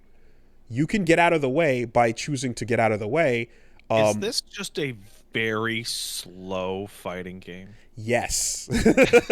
Because the way you're explaining this, and I'm like, it can't just be as simple as it's a fighting game that is just very slow. But I think that's what you're actually describing. It is a very slow fighting game, but here's what's happening. One, everything you're doing is really like crazy anime high octane Dragon Ball-ish. Right. So you're teleporting from one turn to the next, and so you can make drastic things happen in those little increments. And secondly, when someone gets hit, you kind of can just keep going and doing your combo unless they burst out of it. So there's moments where you're like, oh, I fucked up, I took the hit. Now I got to choose. Now I just got to take these, and then like I can get my burst back and resume. And you're playing that kind of incremental fighting game, but it does take time, right? Both players have a chess clock, so when it's not your turn, it's my turn, and vice versa. And they start at half an hour long. So you can play a match, and you take your time, especially if you're trying to perfect your movements and be smart. It's called Yomi Hustle. You can end up taking a solid 25 minutes each. You're locked in, right? If you want to have this crazy long duel. And what ends up happening is you get to that final state of like, I read your mind, and then the Yomi, right? The word Yomi, reading the mind of the opponent. Oh, fuck off. Right. That thing is the mechanic of seeing what's about to happen in the future is the game. And then the difference is that this is the fighting game that tells you what the opponent's about to do and what you think you should do to avoid it. You know, and it gives you a second to adjust. And then when you finish, just play chess and put little gloves on the pieces. So when it's absolutely a chess-like exchange that's happening turn by turn. And when you finish the battle and you let it play out, it's the sickest, crazy Zao anime fucking Newground shit ever. It's teleporting, cancels, reading, cancels, like dash, nothing personal, kid, Shoryuken. This is what Goku is thinking in his mind as he's throwing punches. He's thinking 1 million times faster than the speed of light. It's the JoJo moments of I'm monologuing in midair as I'm backflipping and deciding what to do next. Right? You get to do that yourself, and it is it's currently in open beta on the itch.io, right? Yeah, on the itch.io page. This is called Yomi Hustle, and Ivy Sly is the name of the creator. And this is a really fun system. It's more than just a turn-based fighter concept. It adds time into the equation that in a really fun, dynamic way. The characters are like, you have a rush down, again, like a Dante. You've got a zoner, and you've got like a kind of a mix that's quick, and they kind of they interact with each other very interestingly. Everyone's it's a ton of fucking fun, and you can absolutely pick this up and start playing with it, because what it asks you to do is be smart at your choices, not your execution, of course, right? Mm-hmm. So this is all another thing where it's like, hey, this is straight up like chess fighting game. Two factors about it that especially make it really cool are that while you're getting hit, even if you're unable to like get out of a combo, you can still make the opponent fuck up by, there's a knob, there's basically like a full sort of not a dial, but it's the equivalent of like an analog stick that you can point in any direction to be your DI, which is your directional influence. Mm-hmm. And it's basically the same that Smash, the same way Smash works, where it's like the next time I get hit, I want to go flying to the left instead of to the right. Right. And that means that like if you did your combo in such a way where you were expecting me to fly to the left, but instead I went to the right, I might move out of the way, and you might drop your combo. You know. So basically, you can Okay, choose. so even on hit, you're controlling DI at 1,000,000 times fucking mental speed. Exactly, and Haha, Jotaro punched me towards the cab. What a dumbass. Exactly, punching. You can choose to go towards the cab, and you know, by doing that, I really want to appreciate, Wooly, that you've discovered a way to appreciate what I'm going to term weeaboo mechanics. Mm-hmm. That's what you wanted me to do, and therefore, you know. But what little did you know that actually, that's what it is, right? God damn. So it's and what you have to understand, I guess. Well, you don't have to, but you don't have to understand anything. Going, fuck you! You have to understand this. What's you cool must is that, you know, the joke about Yomi is the term for reading the mind of the opponent, right? Like the gag on that clip makes me laugh every time. So the term, as we've discussed it, it's like it refers to, you know, the moment you can read what your opponent is about to do. That's the first layer of it, right? 0 is I don't know anything. I'm not paying attention to what you're doing. I'm just hitting buttons, man. Right. 1 is I think I know what you're about to do. And then 2 is, oh, he knows what I'm about to do, so I'm going to answer back with something else, right? So I know you're going to do rock first, thus I play paper. Oh, you know what? It's funny. I actually interpreted Yomi in a completely different way in terms of levels. 1 is I'm just hitting buttons. I don't know what I'm doing. 2 is I think I know what you're going to do. 3 is I know what you're going to do.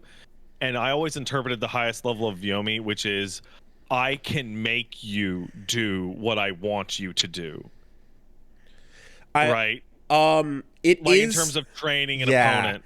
That's not what it is, but that is a part of like high level play, because what you're doing is called conditioning, right? Yeah. Where it's like, yeah, I can make you do something, but it's basically a like, if you think about it, like player, like there's one player is like the odd numbers and the other player is the even numbers, you know? So as you go, like, he's about to do X, and it's actually, so I'm going to use Y. And then you go back to player 1 and he goes, oh, he thinks I'm about to do X, therefore I'm going to do Z. So it's rock to paper to scissors. And then the fourth layer, and then the top layer is like, I have foreseen the circumstances of this exchange. I am prepared for either of them, and I have the final answer to either of those situations that I know this person's about to do. But if somebody doesn't know what they're doing and does something random completely, I'm going to lose. Man, I'm just hitting buttons out here. Yeah. So I'm prepared for rock, and I'm prepared for paper. And I'm prepared for the possibility of scissors even. But if you do fucking hot sauce, middle finger, then I'm or gun, I'm dead. Right. Yeah. So that's the idea. Anyway, so all that explanation to say that, like, you know, the Yomi is in the game mechanic. It's in showing the ghost of what's about to happen. And even that feels very cool, because you're tweaking, for example, because while you're waiting on the opponent to do what they're planning next, you see all of their options that are available to them, and you can click them to change the preview ghost. Mm-hmm. So you can see, for example, oh, if he does this next, I can do that instead, you know? It's funny because there's a game called Frozen Synapse that came out a long time ago that is basically this, but like tactical strategy, shooter. Yeah. Where you're both taking turns simultaneously. Okay. It's just very slow. Yeah. And I mean, I know, like, you have little moments of XCOM where you're like checking every route. What if you go around this side, aim at this unit? Well, how will that work out? Okay, back up. What about this one, you know? And you can kind of use the time that's not your turn to check your opponent's options and see how they can do something. If they're getting hit or whatever, then they don't have any options, in which case you're free to just combo. But I if they say, man, to me personally, this sounds like the worst thing in literally the entire universe, because the amount of thinking that I'm doing when playing a fighting game is like I want it to approach zero. You want it to just move. I play by far the best when I'm at zero, which leads to weird drunken malarkey in which like, man, I can hit 720s when I'm wasted super good. Yeah. I overthink it, if anything. So the fact that you're describing this as the thinking man's anime chess fighter, I'm like, man, I'd be terrible at this fucking game. Just awful. But you can unga bunga in this game. How do you unga when time is slow? You can just pick your option for what you want to land, based on your feeling. Yeah, but the unga succeeds in pressure. You can't pressure somebody when they have 8 seconds to sit there and think when they get a moment. Yeah, so that is ultimately the thing is, But here's the bit. If I just saw somebody in the chat say this is like watching Mugen and Jin from Samurai Champloo have a conversation. But Pat, I love that. But the strength of your unga, the decisions, is that you've spent less time on the clock. Whereas when my time approaches zero, I lose. Oh, yes, that's true. So the chess clock of pressure means I have to act. I'm incentivized to act faster. If we had forever, that'd be a different story. I would love it if it comes out, with this game comes out and is really popular, and it's like, hey, guess what, guys? The meta is to just hit the keyboard as hard as you can constantly. It doesn't matter what you do. Right. Turns out ungaing as hard as you can bunga, as hard as possible, as fast as possible, actually beats out other options 40 to 60% of the time. So it's coin flip. You should just fucking gorilla dome that shit. No, it's really it's again, if pros had forever to think about their chess moves, they could go through the mental book and fucking drop the best, like, oh yeah, Kasparov did this in this situation, or whatever. But like, the fact that you've got the pressure clock on you to be like, hey, you better do everything you're going to do in this game this quickly, right? Yeah. Right now, it still is generous to some degree, but I've come up across that limit, a couple times. And like when I played, so we did it on Saturday for Getting to Fighting Games, and when I played against Reggie with it, like, definitely I had moments where I'm like, oh fuck, I've got 3 minutes left. I got to really go. I got to unga up a bit more, play on my instincts, because I don't have time to perfectly analyze, Perfectly analyzing will help you early on while you've got that clock, but when it starts to wear down, you don't. Fucking video games are like the worst. I'm just sitting here listening to you, repeat back like, oh man, I'm running out of time, I gotta unga up. And I'm just thinking about like an argument I had with chat like 2 years ago about Runeterra of like face deck means unga, and I'm just like, just awful, just an awful waste of our time. Terrible. It's absolutely, it's unforgivably stupid, but too late. You're already here. Darn. So, yeah, this is a really fucking fun ass game. And out strategizing, out thinking, doing what you can, making the best reads, all of that. The other way, you can have that be the thing you enjoy about it, but if you don't, the other thing you can do is just think of it as a choreographed anime fucking fight dance, because essentially, if you just go to single player, it's basically like a video editor for you to play with your anime toys. Yeah, that makes sense. And you can just make them do cool things to each other, and then like it'll play back at normal speed and be like a crazy ass sick sequence. Mm-hmm. That seems cool. That's Yomi Hustle. And it auto saves the replays, and then you can export and then keep them. So if you want to watch some super hype stuff, like the moment I picked like. I went through each of the characters and I started messing around. I'm like, oh, I started to see like this combos into that, this pressure sets up into that pressure, and it's all the stuff you get to enjoy about discovering a fighting game character. But yeah, you get this situation where it's open, more people can enjoy the executionless aspect, but it's not just simplifying the things that are fun about fighting games, because the execution pressure is fun. It's adding a layer of like, we get to do Roman cancels constantly, at sacrifice of our It, like meter it makes resources. perfect sense that you would be in love with this game because it's like, what if we could both just play in training mode against each other and just do the coolest thing in the world?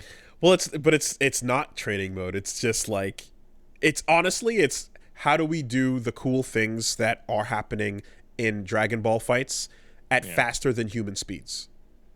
By getting good. No. I mean faster than conceivable speeds, right? The fastest shit, the fastest games in the world, where you look at your Marvels, you look at your, all your anime fighters that are insane, and Yeah. the split-second decisions you have to make there are crazy, but you could never operate No. at a Dragon Ball ass level, And in this case, like this lets you do that.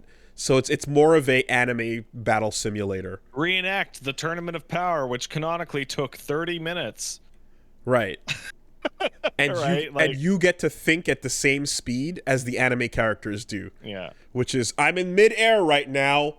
I'm about to fall on top of a giant lava trap, and Yeah. the opponent is above me doing a stab downwards. What are my options? What if I teleport behind him and oh shit, my teleport won't reach? Okay. Oh, darn. What if I block, and if I block right on the same frame he's about to hit me, I'll parry, and a big parry explosion will happen, and then I get to do a fucking cool thing. And then you watch that moment back and it's just like a flip, oh, boom, and the payoff of like, what you can tell the payoff is always worth it, because the moment the match ends, like you even if the person's like salty, because there's a chat box for like talking to each other as you play, and like everyone, even if they want to like disconnect right away, you kind of see them watch out the match replay first before they leave, because you want to see what you've made, you want to see the cool thing come together, and then you're like, all right, I'm out. So yeah, Yomi Hustle, I gotta fucking give it up. They did a great job with that, and they've I've talked about enjoying this concept in a Phantom Brigade, that mecha game. Yeah. I've talked about enjoying it to a degree in Transistor as well, the timeline based system. Yeah, this is the funnest version of it I've encountered because it's PvP. Yeah, that makes sense. The PvP aspect makes it incredibly fun. And because you're looking at a game with like fucking stick figure assets, and it's all concept, right? The concept is firing on all cylinders, and it works. The proof is there. You can easily just imagine like, okay, and then some talented artist and talented composer got together and gave them some assets to make this shit real. If that's what they wanted. I was looking at it while you were talking, but I couldn't understand how people were playing so quickly until you explained. But it's very like proof of concept, right? It's stick figures. Stick figures. You clearly have something here, yes, and you could tweak this and just put art on it. And that's what I tell to anybody who has a great game idea but doesn't have the artist to work on it, or doesn't have the talent to make the art themselves. Is like, you can do MS Paint doodles and your game proof of concept will still be fun. You can get artists later. There's artists all over the place. They're always desperate for work. You can feed them shit. Artists are all over the place. Good ideas though. That's rare. Not a dime a dozen, right? Yeah. No. Good ideas. The best part about you go down to the fucking art store and dig through the dumpster where they're trying to get like watercolors and fucking colored pencils, and be like, do you want to draw? And then they go, oh. You don't even have to pay them. You can just pay them in exposure bucks. I think they're catching on. I think you need to pay them in crypto now. No. pay them in AI threats. Oh man. Yeah, so Yomi Hustle, go fucking check that shit out. Very, very cool. And yeah, I mean, I'll give another shout out to Lightboxer, now that I guess people have like There's a video of you up right now. yeah. Reggie started filming as I was showing him the how it works, and it's fucking sick. And I remember I mentioned it last week, and people were like, "Yeah, I couldn't really visualize what you were talking about." And I was like, "It's a DDR pad on the wall, and you punch it. Yeah, that's like all it is. that's literally what it is. There's no better way to explain that." And then you just play the music you want to hear, and you can't like. So I don't think it's not modded to do custom tracks or insert your own note charts yet. As far as I can tell, it's kind of just like stuck with the program it's got, and it totally has a subscription service. And I hate the idea of like exercise hardware that has that type of thing to it. That does definitely suck. But right now I kind of don't care. Like, I'm trying to get my fucking health in order. I'm gonna do what it takes, and I'm gonna, if that's a way for me to box, then I'm gonna do that. And I'm also fucking downing kale shakes over here. Not shakes, but green kale. juice. Yeah. I'm doing stuff. That terrible weed hippies keep trying to get me to eat. Yeah. I'm doing whatever, and if that means the following this subscription program to get access to a fun ass boxing game rhythm thing, then so be it. You gotta jailbreak your boxing machine. I already kind of did. I'm not allowed to use it in Canada, but I'm doing it anyway. You're right. Punch Mom's having a lot of fun with it too, and like, it's the gamification of something healthy, so you can kind of like put some time towards it and look forward to it, and like it's an activity we're both taking our shot at, playing each day and stuff as much as we can, and it's great, man. I look at it as something that like would be super easy to do for less expensive in a non subscription method, especially if you just kind of let people make their own charts and submit what they want to it, so you don't have to deal with licensing. The main thing that would be difficult would be like durability to punching something and making sure it doesn't wear out over time. This thing's pretty fucking sturdy, and it requires a good amount of impact for the buttons to register, so it doesn't feel like it's going to wear out anytime soon. But I did see some people kind of interested in checking it out and getting on it. And I mean, yeah, if you're like me and you need something to help you fucking get there, consider it. Okay. What are you doing this week, man? You check out season 2 of Rumbleverse? Not yet. Okay. It's pretty cool. More area, more weapons. Does it feel like you're still fighting mostly bots? No, because the season has brought with it the new hotness. Okay, got it. New hotness, new players, and also you're back to the beginning league. Oh, okay. So because the league restarts, you're back in the pool with everybody. All right, I'm gonna hop back in it relatively soon. Yeah. I mean, there still are bots, but there's definitely not as many as I was running into. Cool.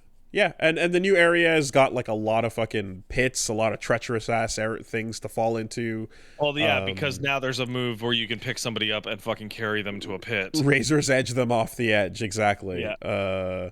And the tackle is also like straight up you see 3 people scrapping in an area, you just knock all of them over, one of them's gonna die. Nice. Like, it's kind of fucking wild with that. So yeah, check that out. Anyways, we are going to be continuing this week. We've got to finish off Mass Effect 2, got to do the DLC for Arrival, and probably looking at whatever other alternate pathways exist. So, little cleanup stream for Mass Effect 2. And then of course Bayonetta 2 is finished, so why not start Bayonetta 3? Yay! So we'll be doing that this week as well. And as far as the weekend goes, I'll let you know, but of course it'll either be a Get Into Fighting Games or a Wooly versus whatever. So okay. Tune in over there. Meanwhile, over on Wooly versus the Algorithm as well. Go check it out. Post. Big shit posts dropping all the time. We're gonna drop the Wooly versus whatever with me and Punch Bomb, fucking watching the garbage, and Reggie's reaction to Nintendo's sponsoring of Bayonetta's naked ass is up and available. Go check out Wooly versus the Algorithm as well. What's going on with you? I'm just thinking about like Paige has done some React stuff, and I have over the past week, and like she just discovered, like, you know when you're like a 3-year-old and your parents put you in front of some fucking child bullshit to fucking shut you up, and they sing songs and bullshit. Mm-hmm. Paige fucking tracked down her particular fucking thing, which is We Sing, which is just like for ages 2 to 3, and it's like fucking clowns and grandpas and shit just dancing around and fucking singing Ring Around the Rosie and fucking all that trash. As in the stuff that she grew up watching? Yeah. From like the fucking 80s. Converted onto YouTube. Yeah, and we've watched about 3 hours of it, and it's just like, man, children's entertainment is just nightmare shit. It's like, it's like, don't hug me, I'm scared. Yeah. Like, is like, I now look at that and like, it's trying too hard, because the actual children's shit is just like unsettling. Just like the amount of like hyper positivity and the fucking actors and the in the suit, it's just like it's really, nostalgia's powerful. Okay, because I'm sitting there with I smelled a fart, but it's in my mind face for like 3.5 total hours over the past week across multiple days. Mm-hmm. And Paige is like on the verge of tears, like with her fists balled up going, yeah, it's Silly Will, yeah! And I'm like, oh my fucking God. Like the emotional context and nostalgia will just carry you forever. No, that is a sniper's bullet to the fucking childhood. So that makes sense. I feel like we got into an argument right before the podcast started. We watched 3. We watched fucking Big Rock Candy Mountain. I forget the second one. It's Sillyville and Grandpa's Toy House or some shit. And I'm like, man, Paige, I really gotta tell you that the one with Silly Whim and fucking Sillyville, man, that one was trash. Like that one was like 1,000 times worse than the other two. Like the songs were way worse, and it had no plot, and it got heated. She was like, "What? Silly Whim's incredible. You're crazy," and it got like heated. I'm like, what? There's no arguing. There's no arguing. Listen to me. There is no arguing with people who played something or watched something in the 80s as part of their tiny childhood, right? And that they love it no matter how trash it is. And with that, I would like to talk to you about Sonic Frontiers. Okay, right. Well, look, I was just going to say that I'm pretty sure, just before you jump there, I have something that I've read about before, which is, there's, what is it? It's like the little brother gap or something like that. But I have the thing where I was the little brother. I have an older brother. I did not watch age-appropriate things for my age at the time. My earliest TV memories are shit like G.I. Joe. And I also had the older brother that was watching that stuff. And He-Man and you know, fucking all whatever, because I was watching the cool shit he was into because he decided what we watched, right? So I never got any of that preschool stuff or any of the absolute baby. Yeah, I did, but it immediately switched over to like X-Men and X-Men, violent cartoons. No. Like that's the beginning of my cartoon memories. because I just had to watch along with what he was watching, you know, and then So everything aged up from there. I did see what was then intended for kids younger than me later on YTV, when like you'd see like Maya the Bee and Sharky and George and shit, and I'd have these moments of like, did that fucking grasshopper like just get almost murdered like really brutally? Yeah. You know? I think the first instance of like nightmare violence that occurs in the youngest television program I can think of is when that fucking asshole train on Thomas the Tank Engine wouldn't do his job on certain days, so they put him into a tunnel and fucking bricked it up and left him there. I don't know if you remember that or if you saw that. Was that Henry? Yeah, they fucking Oh brick him my up so God. he can't escape, and it's like only halfway, so he can still see out, and they just fucking leave him there, and that's the end. Was that the Ringo era? I believe Or the so. Carlin? Okay. Like I remember, Jesus. it was like I remember as a little child being like, "That's oh no," and then like later as an adult, I'm like, Jesus fucking Christ, they just leave him in there to fucking die. I mean, he doesn't return to just being a normal faceless train, right? He's still a person. He's a trained person. Oh God. So nostalgia can't be beaten. So I played Sonic Frontiers. Now Sonic is one of those things that there are multiple eras of Sonic, right? You have your original 2D Genesis Sonic. Can I just say I was scheduled to play Sonic Frontiers because I thought I had 20 minutes left in Signalis. Okay, yeah. So that let's fuck it. Let's go back to that. So I was streaming that day, and I was like, "Oh, how much did Wooly like Signalis?" And the response came back, "He's still playing that." And I went, "How the fuck is he still playing that?" I watched like the last 15 minutes of your show last time. Like he's got 20 minutes to go, and the response came back, "Yeah, he is mad at you for telling you there were only 20 minutes to go." There were 7 puzzles that were left and like multiple rooms to clear. There's a solid 7 puzzles and maybe 20 rooms. Like there was a whole session left.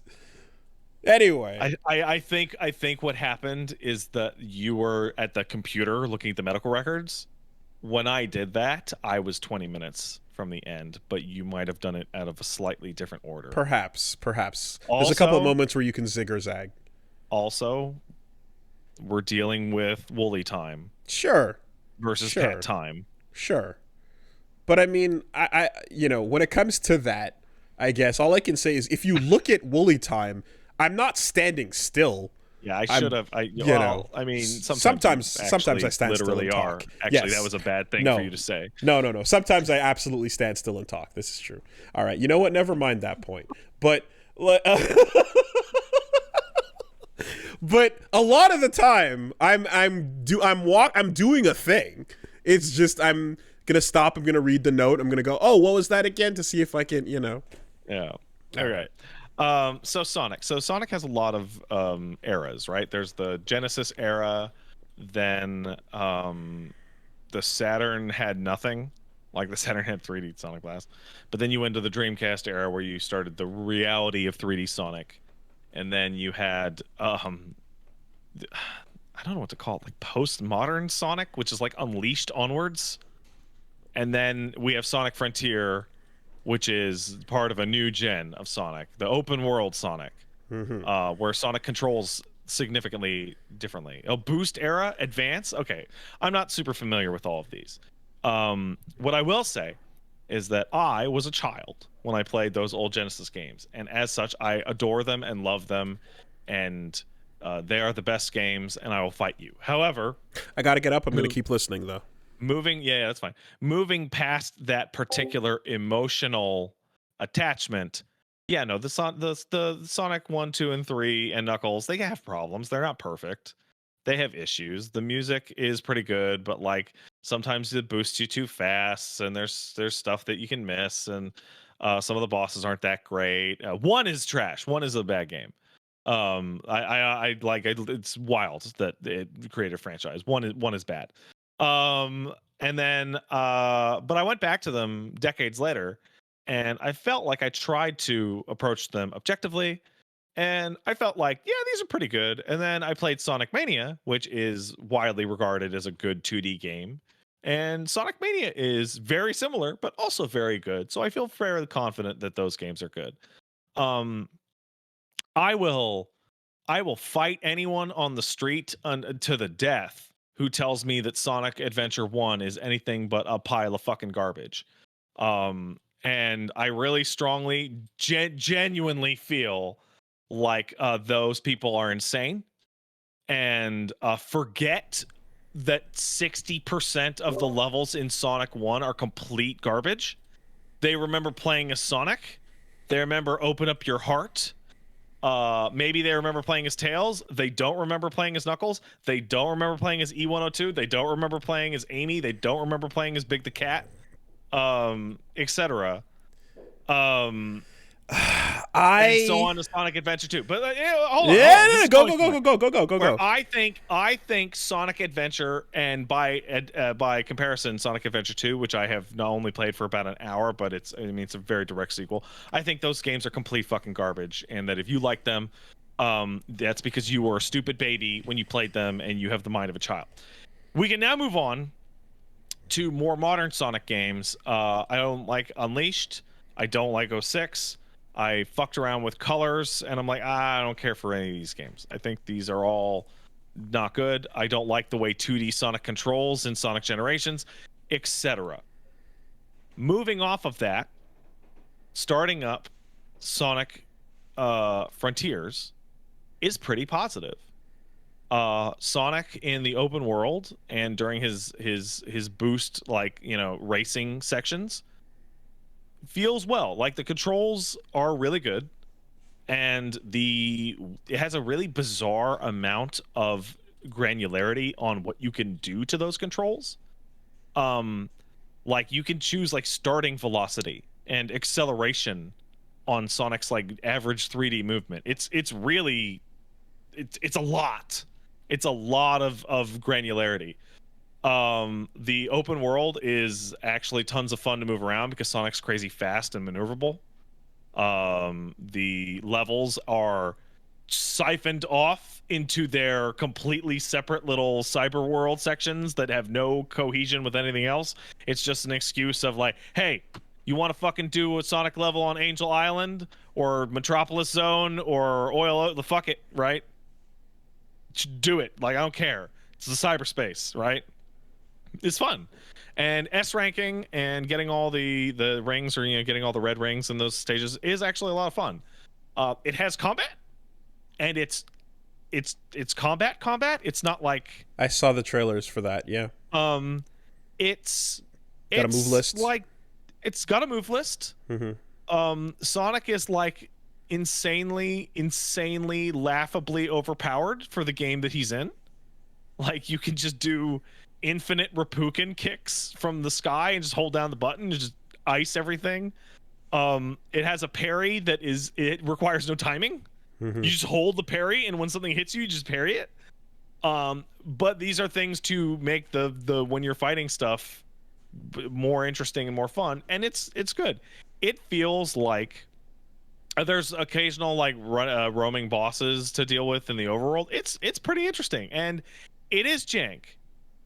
I had a lot of fun playing it. I don't think it's the best game in the world. I think it's significantly jank, but there's hey, you're doing an open world boss fight with Sonic speed and you're running up the side of the boss. Sometimes the camera angle can't quite keep up. But there's only one big problem that the game has, and they've said that they're working on it. And I would very much like to see it fixed, because it is a constant downer. Is it what we read about last week? What's that? Getting shot out of world, no. Because the trajectory goes off. That's not the issue. The issue is popping. The draw distance on so in the open world you have tons of Sonic loop-de-loops and rails and jump pads and all those zany shit that you would do to do Sonic platforming. You can only see them maybe 100 feet away, So you'll get into situations where you can stand there and like look up and be like, there's a platform, and there's nothing within a mile that leads to that platform, because it's there. It's like 101 feet away, but you can't see it because it won't pop in. So you move over, and then the rail that leads to the platform you're looking at. But then as you follow the rail to where you have to start it and turn around, you no longer can see the platform that you're trying to You were get, because originally at. it's popped out. And it's a problem. It's like a serious, actual problem all the time. This is what happens when you populate the Unreal Engine world with things that require draw distance to take assets into account. But it sounds like then, in the end, hiring this man was a good idea. Yeah, it's fun. It worked. It's a good game. I would call it a fun, enjoyable 7 out of 10. And if you really like Sonic and you like that speedrunning element of his missions, I would put it higher. If you really like Sonic, like the character, and you've like read some of those comics, I would rate it a lot higher, because they're going with fucking deep cuts. Deep cuts. It sounds like anyone who's a Sonic fan is like rejoicing. Absolutely. And it also seems as if like the initial vibe of big empty world with 3D Sonic controls it's actually fun, yeah. It's working out, and it doesn't feel as barren as much, because moving around is fun to do, and therefore like you're enjoying your time with it as opposed to feeling like there's nothing to do. Absolutely. Okay. Yeah. Because that's the perception, you know? Right on. Everyone wants me to talk about Rails. I don't really feel like it, but okay. I will say that I was someone who had fond memories of adventure, and the LP we did back on the old channel did a lot to update my views from what I remembered. Yeah, you consider your views updated? My views were updated. I had there was a foggy, positive memory for a lot of things, and there was a lot of bad that I kind of just conveniently forgot about. I will say, get ready for this. Now that I played Sonic Frontiers does the impossible by making you thrilled to see and hang out with Big the Cat. Okay.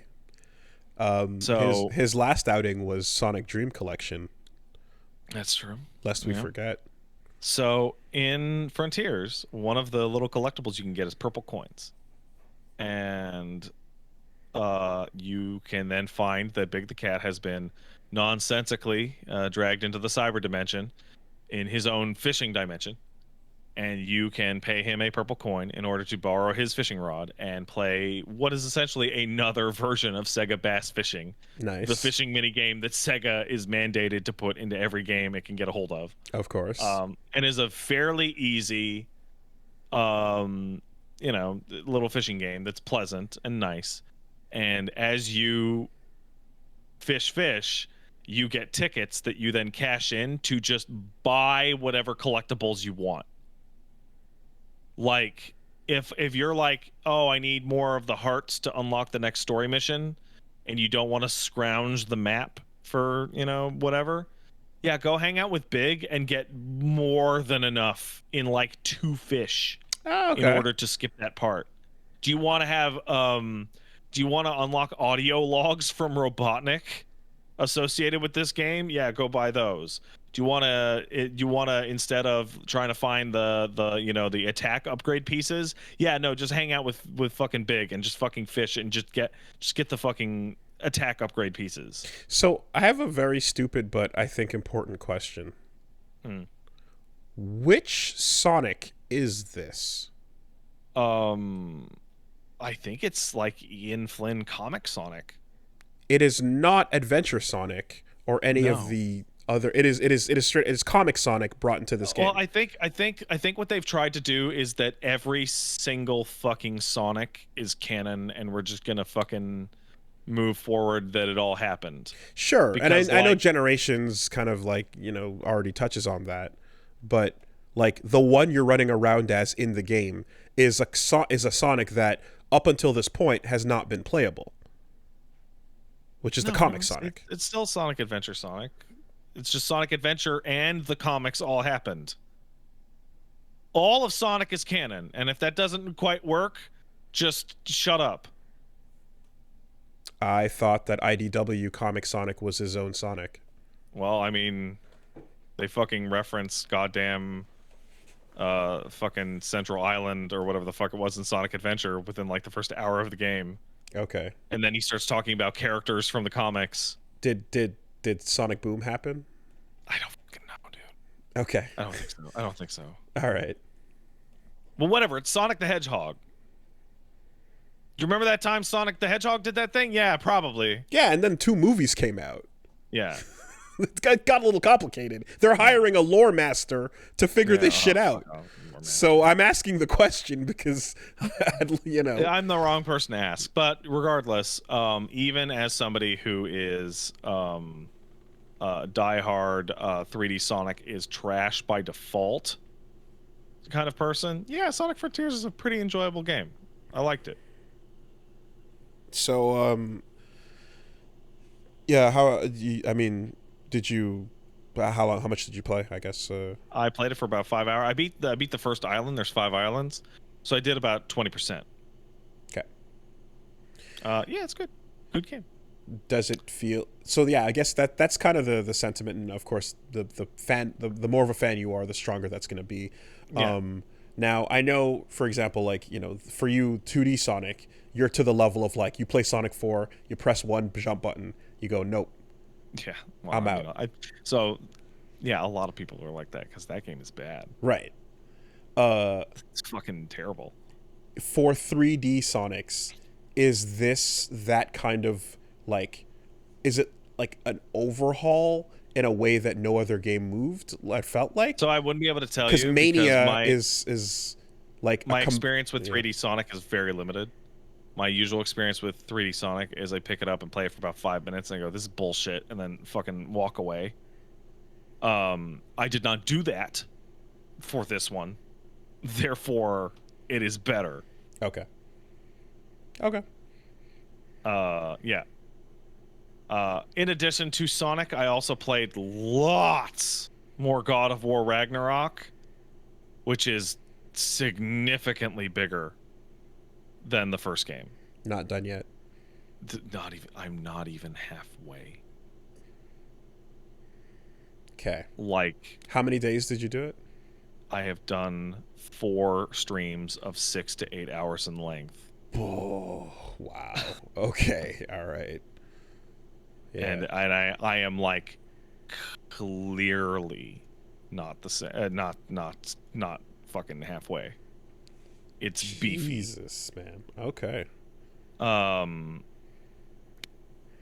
Hey, guess what? It is still a extremely high budget Sony prestige video game, which has like literally all of the same gameplay problems that were in God of War 1 are still here. The camera is too tight, and Mimir will be like, behind you, brother, there's a guy about to hit you. So then you dodge, but then the enemy's just in his wind up, so you get hit by it on the recovery and all that shit.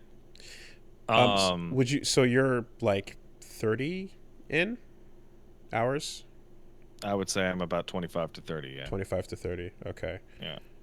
I'm still getting backseated by the main characters. I am now seeing articles being written about that problem. It's hilarious. It's hilarious. It's universal at this point. That's the only thing I'm hearing. People have been saying like, well, Pat, I mean, you got stuck on this puzzle. You needed the back seating. And like, that's true, but I didn't need the back seating within fucking 60 seconds of starting the puzzle. Of course. I could have gone 3, 4, 5 fucking minutes.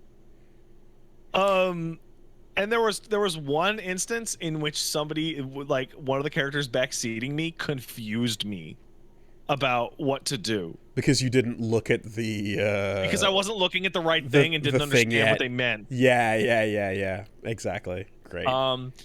The game actually, the game is, I would put it as a direct improvement over the first game. Like, more stuff is happening. There's more gameplay variation than you would have expected. As previously discussed. In the first game, what they did is they had, like, you remember the lake was like the hub, and then the water would go up and down. Boat and around, yeah. Yeah, the way it works now is every planet you go through the story and then opens up its own hub. Like, every single one has its own hub. Whoa. Okay. So there's a lot. The game has one narrative problem, which is hilarious. Yeah, I'm just gonna gloss over the word planet there. I'm just gonna realm, whatever. Yeah, realm, yeah. You know what I mean, okay. Right? This happened twice last night. And it's been and like there were elements that were like a little bit like this, but it's like it's happening and it's getting worse and worse. Kratos and character are engaging in some dramatic fucking pathos and some capital D drama, and they're fucking sad, and he's a dad, and it's deep. Oh man, and the music is swelling and the camera and all that. And then the fucking music is rising to a crescendo, and then a fucking, like, the WoW menu comes up and goes, "You just unlocked fucking realm amulets. Here's the tutorial on how to fucking socket your fucking upgrade gems." And the music is stopped. And you have to go through a 6-part tutorial. And you do the 6-part tutorial in the menu, and you fucking back out of the menu, and it goes right back to the scene. And it's like, wait, the scene didn't end. This was actually in the middle of the scene. Cutscene. Oh my because God. Kratos picked up a thing. That happened twice. And on the second time, when the fucking tutorial ended, instead of being in the middle of the scene, it was to the end, and the music dropped like a hard cut, like a bug, and then the character just ran away from me out of cutscene walking mode into, like, companion mode, and just, like, ran away, and it was fucking hilarious. Just completely smashes the moment to bits. I'm like, I thought it was a universal, like, thing in AAA games language to have the cutscene play out, and then eventually the character stands up, the camera slowly rotates back to over the shoulder, and then the tutorial appears. It's really funny. And also, just like the first game, the game's interface is violently at odds with its location. So it's a Norse game, and it's all old-timey and mythical and shit, and it has like a Fortnite with a Norse skin on it, like level up your Destiny light level upgrade system with numbers and numerical stats. All you remember that UI in God of War 1. It's just it's at odds. It is violently at odds with its own tone, and it's just funny. Is this a big problem? No, absolutely not. Is it hilarious? Oh yeah, I was cackling. Like, I think it's a product of, like, again, UX programmers and designers kind of, like, over designing the HUD to catch your attention. Or the menu, the menus need to make you want to interact with them, and everything has to pull your attention a little bit. So it just gets really heavy. You know? Here's the thing, because I played Witcher 1 not that long ago, and Witcher 1 has, like, hyper maximalist interface, and, like, nothing is standardized, and everything is like a fucked up Polish menu for weirdos. Sure. And it's trying super hard, and you're like, wow, this nonsense is what led to big budget games going, like, no. Yeah. Make it the minimalist fucking Destiny / Fortnite menu. Oh, and maybe put a little mouse cursor that you move with your controller. Make it'll be easier to sync the SKUs. Make no mistake, some people will open up that thought cabinet or your stats in Disco Elysium, see that screen, and just Alt F4 the fuck out of the game. Like that menu and the amount of things going on it are absolute kryptonite to some types of players. Yeah, you know, but it's just funny. It's like it's not a deal breaker, but every time every time I go into the menu to fuck with Kratos' stats, I'm like, I don't care. I really don't. I feel like all Kratos needs is a skill list. And also, as I go through it, I can now tell you more about, I talked about last week where you have moves that you unlock and then you use them 50, 75, 100 times or 10, 20, 30 times to unlock the gold version, which is a little stronger. So first of all, I can't tell the difference in average play between the bronze or the unmarked and gold versions of those moves. They seem trivially different. Maybe they have more stun, maybe they have a little bit, but you don't feel it, right? Maybe it's a couple percentage points. They clearly wanted it to be your favorite moves are the ones that cash out, and then you use experience to level them up further, because I don't think you will have enough experience to get them upgrade all of them to their super maximum, right? Okay. And I'm about 40% through the game. I tried hard, I gamed it a little bit, but at 40% through the game, I have almost every single unlock skill at gold. So it's actually like, no, the game is so long that use this move 100 times. If you even remember that move exists, you will hit gold on that for the upgrade by the fucking 60, How long to beat 70%. says it's about the same length. It says completion is 50 for both games. I mean, whatever, man. I played that other game, and I'm playing like this. Now I see you see this. People are telling me I'm like 25% in. Like I can tell you is that at the end of last night, when I finished the session, I feel like I am starting up the plot. Man, okay. Right? Like, you're definitely getting the fucking value out of it. So you said something about the fucking the solution of a controller cursor, and words escape me trying to put into like to get a sentiment to explain how much I fucking hate when the menu turns into a cursor you use with your fucking stick, because like I understand that every level of where video games have gone while I wasn't looking has been about the controller and about the couch not mattering, and it's all about sitting in front of the computer and using your mouse and your keyboard.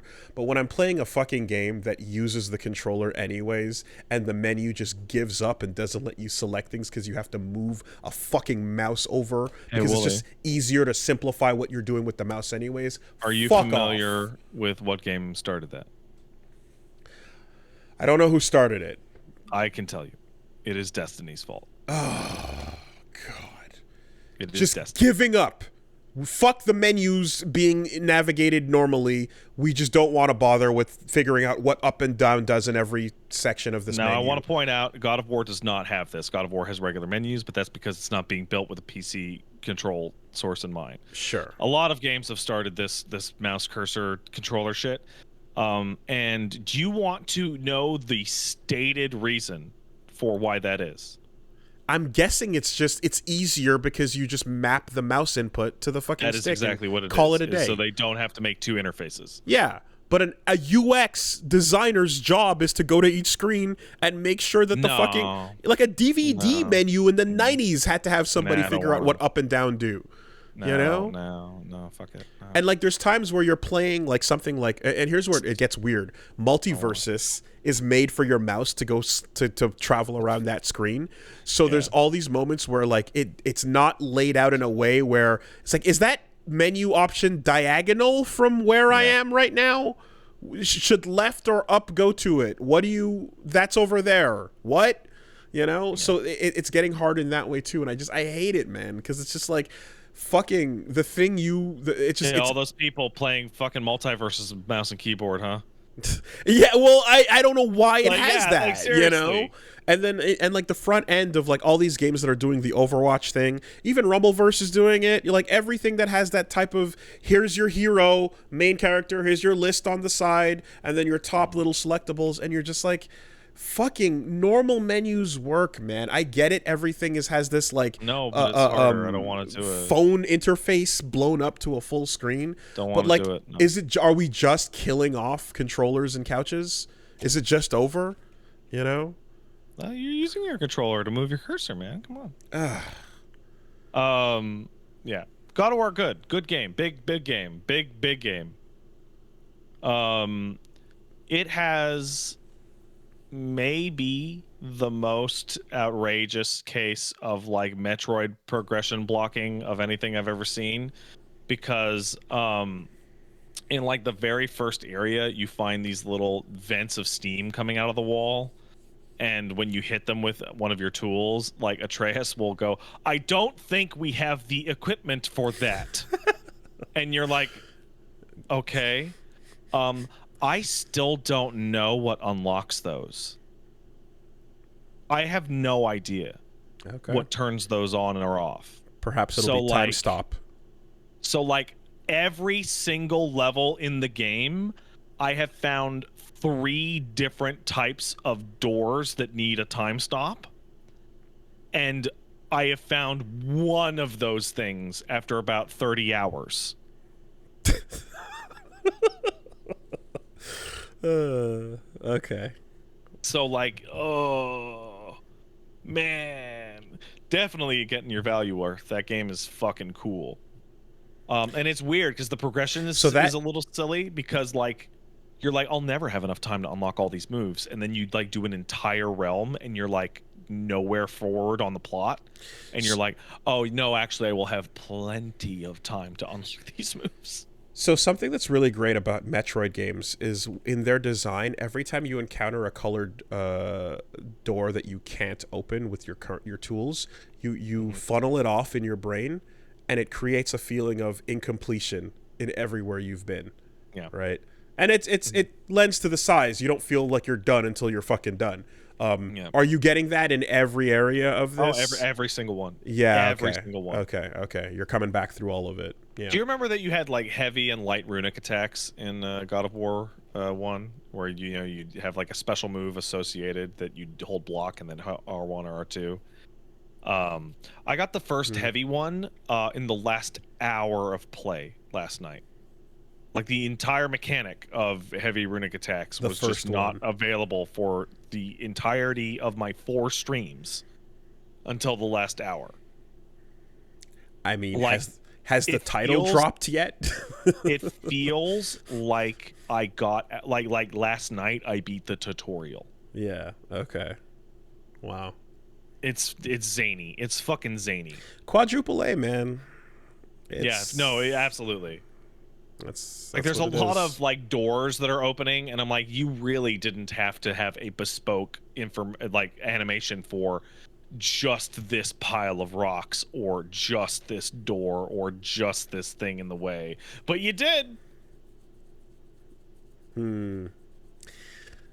I wonder if like, well, the impression you get of games like, I mean, Elden Ring, everybody knew was going to be unfathomably big. Like that's part of even then it was actually quite shocking how large it was. Yeah, like that, but that's part of what they're basically selling you, right? But you grab a game like I don't know, what's like Ghost of Tsushima, where you're like, oh, this is gonna be pretty big, and then in the end it is, but it's not. There's not as much happening in that space as you thought. Therefore, it still crams itself into 30-something, 40-something hours, right? Mm-hmm. If this is such a massive size up from the first one, it is. Yeah, like, I guess I'm kind of like, is that era of like trying to make something that people won't feel like there's too much, like the casual gamer that wants that doesn't have time, right? Is the I'll era play this game. is that era over? You know? Well, no, the casual gamer that wants to play something like God of War does have time. They just spend that time over 6 months.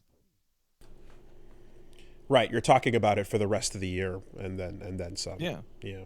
People are still playing Elden Ring actively right now. Like once or twice a week, they play for 2-3 hours.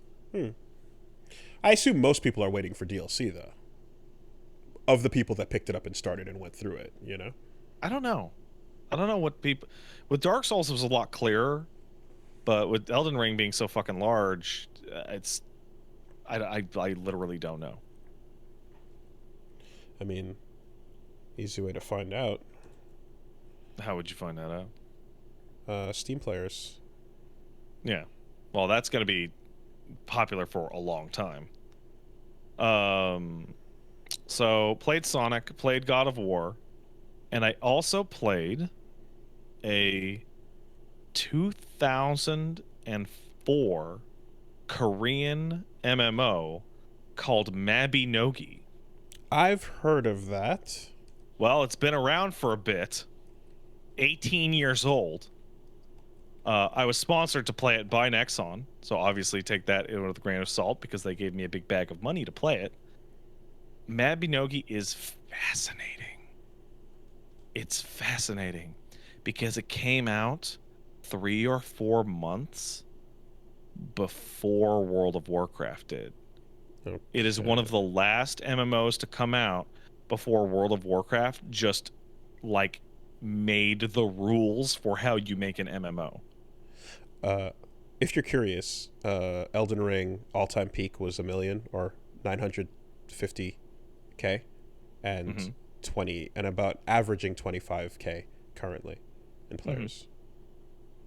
Anyway, it is a weird goddamn game.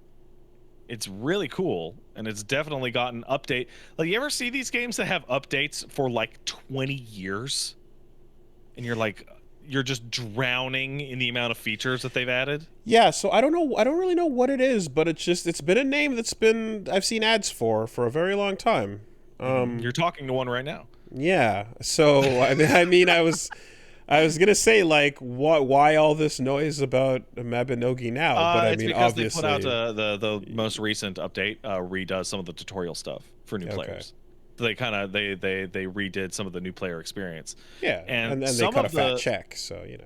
Some of the stuff that you read, you get your influency brief of talking points, and one of the ones, like, I really didn't understand what it meant at all, because they're like, hey guys, if you come back, or there's a 5 times experience boost up to cumulative level 20,000, or is it 2,000? Regardless, it's sky high number. And I'm like, what the hell is cumulative level 20,000? What does that mean? And so the game has the most bizarre progression system of anything I can think of. When you start the game, you start at level 10 to 17, which is part of your character creation.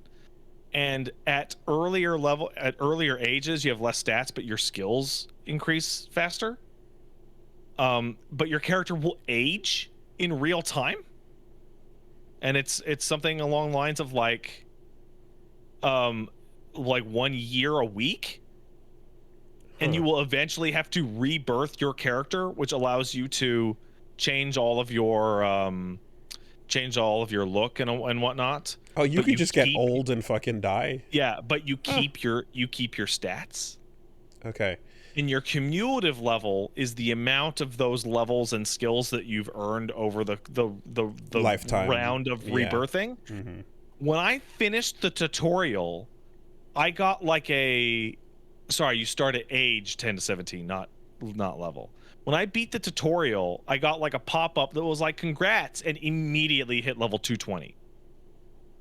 Like, just instantly. Just exploding with experience and levels. It is... You said you've been seeing it around. One of the more interesting things is that I had never heard of it prior. And as I'm doing my stream, I'm seeing tons of people from my chat who were secret Mabinogi players show up and do that MMO thing where they just have the absolute most gigantic possible mounts and clothing or what have you, and Yeah. like doing all that zany shit all over your character. Anytime a game is free, I expect that to be the case. Yeah. It is really, really a strange game. It has like your combat and non-combat professions, which leads into, do you want to spend what is essentially your character's entire life prior to rebirth just playing music? And I'm like, oh, that's cool. You play from a bunch of pre-done songs? And then I'm standing there and people have composed and loaded in their autoplay machines in game to start playing like answers from FF14 at my character, and like the Endwalker main theme at me. Okay. It's just like, before World of Warcraft, most MMOs were like other planets instead of theme parks. Mm-hmm. And this is definitely just exploding onto the other planet side of MMO. One of the first quests was, go shear some sheep. Go cut the wool off of some sheeps. Yep. Right? So, okay. And then I start learning the skill, not animal husbandry or tailoring. I start getting a unique skill for sheep shearing specifically, and I'm leveling up my sheep shearing ability to shear sheep more effectively, and then I earn a fucking magic broom that lets me just fly 5 minutes into the game and has like height, weight, even though it's isometric. It's crazy. It's like, it reminds me of like Ultima Online. Well, I was gonna say, is this kind of like with the Star Wars Galaxies kind of thing, where Yes, you're going more heavy into the social than you're going into like raids? If you desire, yeah. Yeah. Okay. It's fascinating. I'm gonna be playing it a couple more times over the next couple weeks. So this is technically an ad. If you want to check out Mabinogi, go to my Twitch page, #sponsored, and click on the link down in the little description on my Twitch page. And then, but only that link. Don't go to the website by yourself. Go to the link that I have. And that's pretty much it for me. If you want to see more God of War and various, I think I might play Tactics Ogre this week.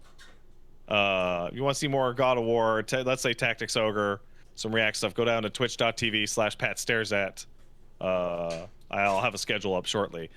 If you're watching this live on Monday, November 21st, I would highly suggest that you go check out Peach Saliva's stream tonight at 5 p.m. Pacific. She's going to be encountering her largest nightmares, which is her fear of puzzles and space. And that Paige is going to be playing the Outer Wilds tonight. Cool. The woman who is terrified of space, like legit terrified of space, is going to be playing Outer Wilds. I really got to see what happens in that. Yeah. Cool. I was talking to her about it, and she had seen me play a couple bits of it, and she's like, is there a time element? I feel like there was a time element. I'm like, honey, I really don't remember. Do you want me to look it up? And she's like, no, okay, I guess I'll figure it out. And in the back of my head, I'm like, I was, as you said, #sponsored, it reminded me that if you can also, if you want a cool arcadey sign for your video game type thing, like I got my Wooly Versus sign or the Jet Set Radio or Third Strike and stuff, there's a sponsor that's making that, theimageapparel.com. And if you use the code WoolyWolves, you'll save 15% off your order. So, 50%. That's a thing that's happening. That's crazy, bro. Yeah, they just made a Mark of the Wolves one. It's fucking fire. Anyway, that's it. That's it for me. Let's move on into the news. But I assume prior to the news, we have our actual podcast sponsors. We do. Not our Twitch sponsors No. or our social media sponsors, but the podcast sponsors. Yes. Really the best sponsors of all. And just to answer the question, yeah, I 100% want to get back to Outer Wilds as soon as there's an opportunity. You need to start that game the fuck over. Yeah. Because like, if losing one piece of core information will set you into a nightmare spiral. Mental. Yeah. Okay. Fair.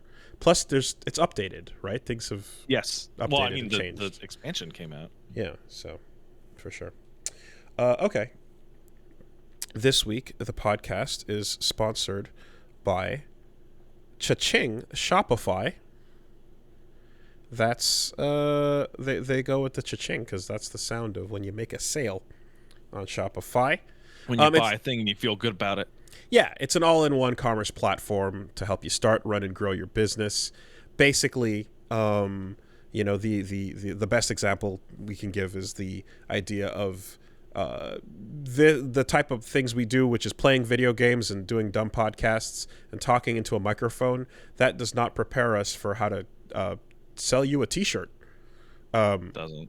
So when it comes to that part where you're like, oh, you know what would be cool? A t-shirt.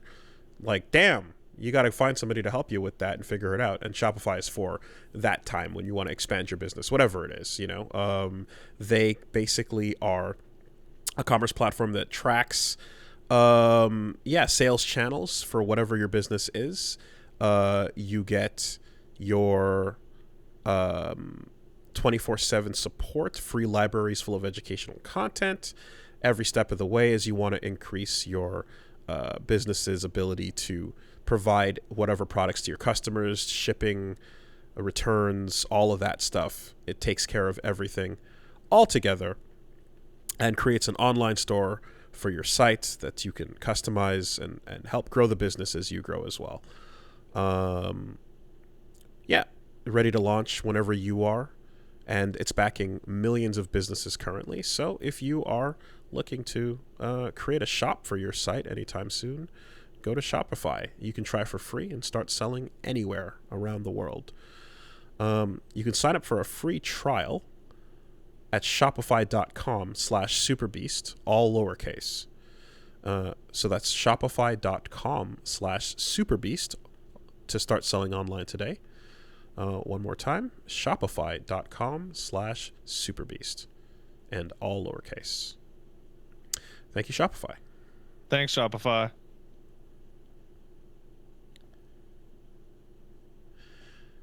And this week, the podcast is sponsored by HelloFresh. Hello. I'm hungry. Well, how would you like some delicious meals that are pre-portioned, pre-packaged, and straight to your door, fresh? I would say, yes, put the food in the pat. Yeah. No, the other day I tried out the Parmesan pork chops with vegetables. It was pretty solid. I did enjoy that. These HelloFresh ads are rough because I'm hungry now. Yeah.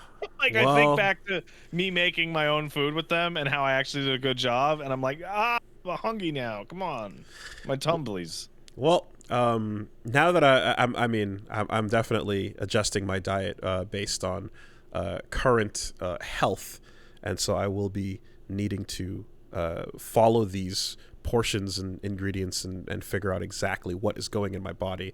So it helps that they've done all the hard work and thinking. And then, of course, as we've said before, when you get your HelloFresh shipped to you, you're getting it in such a way where you can just pop that open, follow the easy instructions, make an amazing meal, and impress anybody who's gonna be eating it, because it makes it look like you knew what you were doing. It's there. It's the credit that's there for the taking. HelloFresh is just trying to make you look good. So, yeah, they got tons of choices. Of course, you've got holiday recipes as well coming up around the corner. Easier than ever to craft these ingredients, and you can customize with the quick and easy options. 20-minute meals, easy cleanup if that's what you want to do. You also get choices of sides. You can swap in protein, you can swap in veggie, you can swap in whatever ingredients you would like, and suit your preferences. You could go with something a little more protein, a little more, again, vegetarian. You can go balanced. 35 weekly recipes, something for everyone to choose from. So tons of variety, and you know you're getting it fresh, and you know you're getting something that is going to taste pretty goddamn good. So check them out. Oh, they've also got the HelloFresh Market, where you can stock up on pantry stuff too. Quick breakfasts, charcuterie boards, and desserts. So whatever you need if you're setting up a party, check them out as well. Yeah, I definitely enjoyed that. That keeps us going. So go to hellofresh.com/superbeast70 and use code superbeast70. So that's 70% off plus free shipping. One more time, that's hellofresh.com/superbeast70. And if you use the code superbeast70, you're going to get 70% off plus free shipping. That is America's #1 meal kit. Thank you, HelloFresh. Thanks, HelloFresh. It's a ridiculous amount off. It's crazy. I know, it's zany. I don't know how they do it. Crazy HelloFresh, just passing the savings on to you. All right. Okay, so what's going on? Well, there's a couple things, but we got to get to it. How about, in all the stories we've covered over the years of, like, man, that legendary creator, father, and video game industry icon in Japan did some shitty things and was kind of a jerk in some cases, but they never ended in jail. The last time I can remember anybody involved in a Japanese video game going to jail is the military advisor on Koji Pro went to jail for selling a bunch of illegal gun shit, which is like, okay, yeah, good reason for that guy to go to jail. That makes him awesome. That he now we know why he was hired. he's doing his job. No, that's crazy. No, I was gonna say Itagaki, where it's like, oh, you mean like, you mean, but I don't think he went to jail or anything. Sued, right? But I think he just had legal shit to deal with, because it's like, oh, you mean the guy famous for being creepy was creepy, like, and then that's what happens. You like, mean the guy that made like 9 games that were about being a sex pervert? Yeah, like, you know, so that's usually how that goes. But this week we have the week that Sonic Frontier drops. What was it? Yeah, the very first Sonic game that it allows you to map different moves to different buttons for Sonic releases to critical acclaim, and Yuji Naka is immediately arrested. So apparently, yes, Yuji Naka's been arrested, among others, and they're being charged with insider trading over Dragon Quest related stock purchases. So essentially, Oopsie. They just announced, when Square Enix announced that they're going to make a Dragon Quest spin-off for mobile, right before that went public, Yuji Naka and 2 other employees have been accused of buying shares in Aiming Co., which is, I guess, the company that's going to be involved in that spin-off. They got a big contract to work on the Dragon Quest game, and he bought 10,000 shares, roughly worth 2.8 million yen, and Tokyo District Public Prosecutor's Office said, "What the fuck you doing, bro?" You know, he's like, I fucking created Sonic the Hedgehog. You can't fucking tell I'm arrested. Yeah. So, you know, I guess the equivalent of like a Nintendo employee buying stocks in Niantic just before Pokemon Go dropped or something to that effect, you know. Don't do that.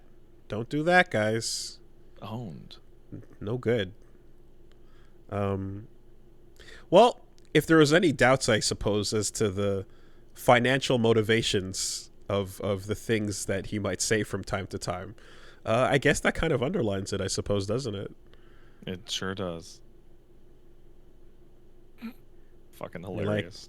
Fucking hilarious. It's like, is that true, or are you just saying that because of money?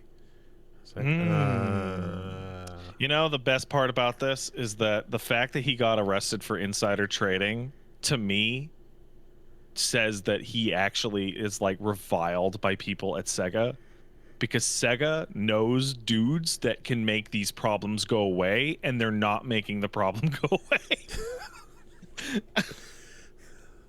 I mean, look, when the cops show up at his door, it's either because of that or Balan Wonderworld. So I don't know Yeah. what's going to go down, but yeah, no, that's exactly it. Furthermore, like it's like, yeah, maybe give a call to the Yakuza division and let Team RGG handle this one, you know. Also, like Sega, like in general, has like almost 100 years of like ties to organized crime. Like there's someone you could probably talk to if you still had friends at Who that could have company. made a phone call. But the bridge was burnt. And yeah, I saw Hideki Naganuma on Twitter just being like, why, Naka-san? Why did you do it? Because he wanted the money. I mean, like, isn't that like 101 though? Just the most basic level of like, if you work for the company and you know something is about to be announced, you can't act on it. I mean, you shouldn't, but well, more importantly is that you shouldn't get caught. Unless your last name is Pelosi. Usually what you're supposed to do is tell a buddy of yours that doesn't have any professional or on paper relation to you Precisely. to actually use a bunch of money. Yeah. Let's see if we can get the Twitter account Yuji Naka stock tracker and follow all those purchases. Yeah. Anyways, so while we were talking, Sin just got announced. Yeah. See if I can watch this. Can you watch it? I mean, are you allowed? Gonna try to pull. Let me see if I can. So Reggie tweeted something. He tweeted out a retweet of High Fight, and at the IGN like breakdown of like here's how Sin plays. Who's the character? Who's the dark skin girl with the red hair and like looks kind of like Vanessa with the blouse and the dog? Giovanna. Okay, so they show like, okay, here's a demonstration of Sin, and it's Sin versus Giovanna, and they're the two devs, and the Giovanna player just fucking beats his ass to the wall and perfects him.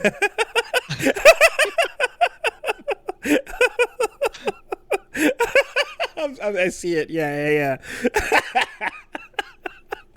Oh, that's hilarious, man. It's like, yeah, good show off. When you try the new character on ranked, absolutely. Yeah, that's great. That's really fun.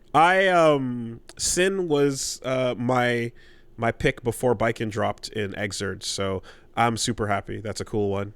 Glad to see Sin's back. Also, pretty huge gap in terms of like, we are now in the future and we're concluding all kinds of storylines, and Sin is literally like the My Two Dads kind of fucking like offspring to the future that is the inheritor. He could be the Nero if you wanted, and he's nowhere to be seen up until now. So yeah, that makes sense. I'm gonna just scrub through this trailer real quickly to see what I'm looking at here, and I see apparently he has Tyrant Wave now. I see. He's got the flag. He's got a beak driver. So that's the good move. That's the big poke. It's the main thing you used to do with him back in the day. And like, yeah, he was always about just like comboing or chaining together his specials, and then his hunger meter would make him hungry, so he's got to eat up. Yes. Yeah. No, Sin's pretty fun. He's a pretty easy to pick up kind of character too, in terms of just getting the basics of stringing his moves together. I like the design. I like the shirt off look. Looks pretty sick. Mm-hmm. Tyrant Rave. Learning from Saul as well as Kai. Nice. And then a little hint at his other special. Cool. I hope if he has one move from Kai and one move from Saul, that'd be pretty sick. Like if he keeps RTL, which is his version of Ride the Lightning. That'd be a nice little like. Does he still have the eat the meat? He does. Thing? He does. He gets hungry and he eats the meat. So yeah, I think. And it's coming out in 3 days. Very cool. Nice. The best way to drop a new character. Yeah, I guess now. The only other thing lore-wise to do is include some of his eye gear power, which, you know, if Kai can activate his stuff, then surely Sin can as well. And I can see some of that glowing energy on his flag. So that Sans Undertale shit. Exactly. Yeah. No, the best is just like in lore. It's like, why does he use a flag as a weapon? Because there's a short story dedicated to it where he's trying to figure out what weapon to use, and Sol just tells him to fuck off. Go like he's like, oh, maybe he's like it's got to be manly, it's got to be fancy, it's got to be dynamic and cool, it's got to have all these things. Gear, you could use a fucking yo-yo. Like, it doesn't matter. Like, yeah. And fuck, he's like, Bridget already uses a fucking yo-yo. Yeah, and like, you know, like, come on. He's like, I want it to be flashy, and Sol's like, then fucking fly a flag, you idiot. And then he does. That's pretty flashy. All right. More on that. Good for Guilty Gear. People like the Sin guy. Okay, I can't really go into this one much. In fact, I'm considering taking my headphones off. But wow. Okay. Hideki Kamiya teases Bayonetta 4 is already in the works, and it has something to do with people's feelings about the way Bayo 3 ended. Can you link that to me? I will skim it and I will determine if we can talk about it. I mean, you can say what you need to say, and I can just... Yeah, but I mean, I need to see it. Yeah. Fans have expressed displeasure. And,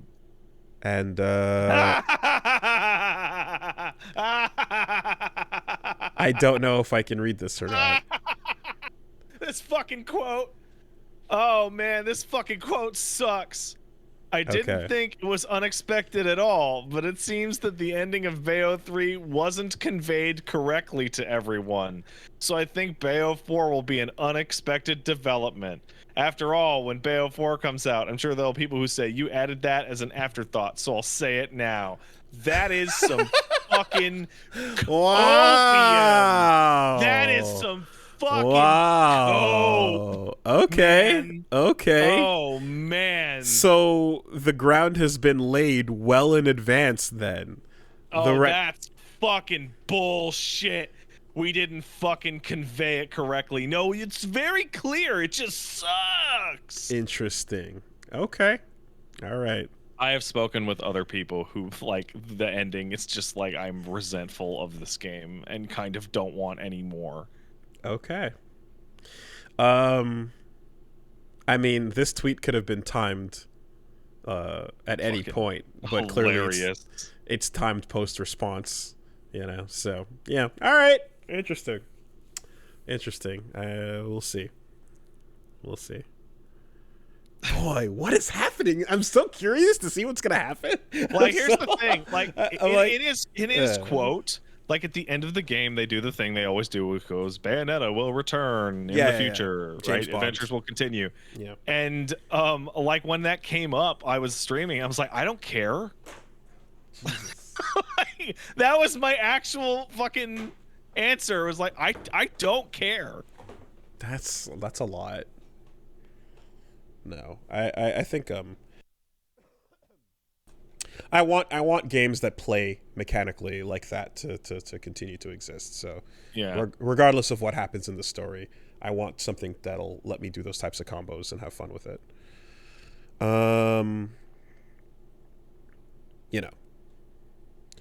Anyway, so there's that. Then okay, so just about every week there could be. Or at least maybe once a month, realistically, there could be a segment to talk about Ed Boon's tweets. And yeah, they're good. and the nonsense that usually comes out because they're lies. Because they're pretty much, that's it, right? Like, there's always a, like, you know, fucking someone takes the bait and then shoots it over to me and starts freaking out and going, yo, yo, yo, and it's like, nah, dude, it's fucking great. It's fucking great because Ed Boon is this like unassuming, like normal looking guy who's he's friendly, he's a little introverted, he has got a big, you know, bright smile, and he just fucking lies his ass off like all day, every day. That's the thing is, there's a difference. Like, some people are calling it trolling, but I'm like, I don't think so. Like, there's a difference between trolling and just lying. Like, a troll there's some kind of angle to it that is like, haha, you know, there's some amusement to the angle I took that's ridiculous, but there it is. But there's things he just says that are not true. It's almost like those Def Jam tweets for like, oh, should we bring it back? Should we bring back Def Jam Vendetta? You're never going to. Shut the fuck up. You don't even have the ability. Be like, hey guys, I'm seeing a lot of talk about Mortal Kombat versus Street Fighter. That'd be really cool. Wink. And it's like, fuck off. You're not working on it. I know you're not working on it. Furthermore, the new Street Fighter producers just did an interview where they basically reiterated, yeah, it might be, it's a cool idea, but it might be difficult to see Ryu and Chun-Li getting their heads ripped off. Yeah, no, it'd be tough. Maybe if it was off screen or something, you know, was like you know what they said. You know what this reminds me of? Did you see H Bomber Guy's new video? I didn't, but I heard there's something. Do you know what it is? All about Tommy Tallarico. Yeah, it's a 2-hour video about how fucking bad Tommy Tallarico. Tommy Tallarico's just lies about everything. Yeah, I can't wait to watch that. But it's like anybody who's watched fucking reviews on the run can tell you that shit. Like, it's so crazy. This game has terrible music. This game, the one that I worked on, but I won't say that. This game, incredible music. 11 out of 10. It's the best game ever. You should go buy it. Man, dude, I like CVS 2. I'll never forget just this bullshit. Like, these games are over. This game looks old. These sprites and this type of art style needs to stop. 3D is what games are now. Fighting games need to get with the times. Capcom, it's fucking over. Enough with this dreck. Stop trying to live in the past, you know? And just like the giving it like a 2 or whatever the fuck. Because he looked at it, saw the sprites, and went, meh. He gave Melee a 2.5 out of 10. That's pretty wild. To which, of course, on the spine of the game, Capcom wrote 2D will never die. Oh, is that? Oh. Yeah. And then it did. And then it super died. It died right after that. Immediately right afterwards. It was 2002, and it died hard. Until 2009, that shit was in the fucking ground. Oops. Yeah, you know, but the sentiment, though. Yeah, no, fuck. Anyway, so yeah, I heard it's about that shit. Oh, I'm excited. Technically, it never died because it did come back. But anyway. So the reason why I bring up Ed Boon is because this time around, there were a series of just uncharacteristically straightforward responses to the obvious fan questions, you know, like the stuff that people are asking all the time. When's more this? When's more that? And so on. Like, he just straight up he's like, you know what? I just feel like replying to these in a very direct way. So, and it still might be a troll, but someone was like, might be. Literally, what's next, right? And he just replied, either Injustice 3 or MK12, right? So, holy shit! Oh my, really? Yeah. Willie, oh my god, I can't believe. I had hope. Exactly. Oh my god. But oh my god. But like, what if the troll is that it's both? Right? What if the troll is that it's neither? That's the much more interesting. I think people are leaning towards MKDC 2 happening again, you know. But this time it's good because they figured out how to make the games good. It's a concept that, you know, like, for the game that they shit out, it could have been much more solid. So, man, I have an idea. MKDC2. Here's an Ed Boon troll. Here's an Ed Boon troll for you. Are you ready? He's gonna be like, "Hey guys, we're gonna work on Injustice 3 or MK12, and this time, we're gonna make them a good game." Damn! Oh, he shit! got me! Oh shit! Yep. Yeah. That's entirely possible. Just hit him with both, you know.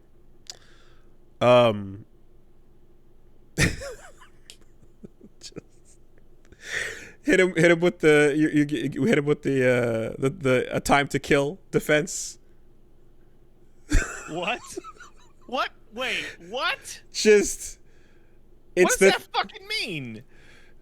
Ladies and gentlemen of the jury, I want you to imagine all the horrible things that happened to that little girl that man did. And imagine how bad it was and how much she suffered. Now, ladies and gentlemen, imagine the girl was white. Oh!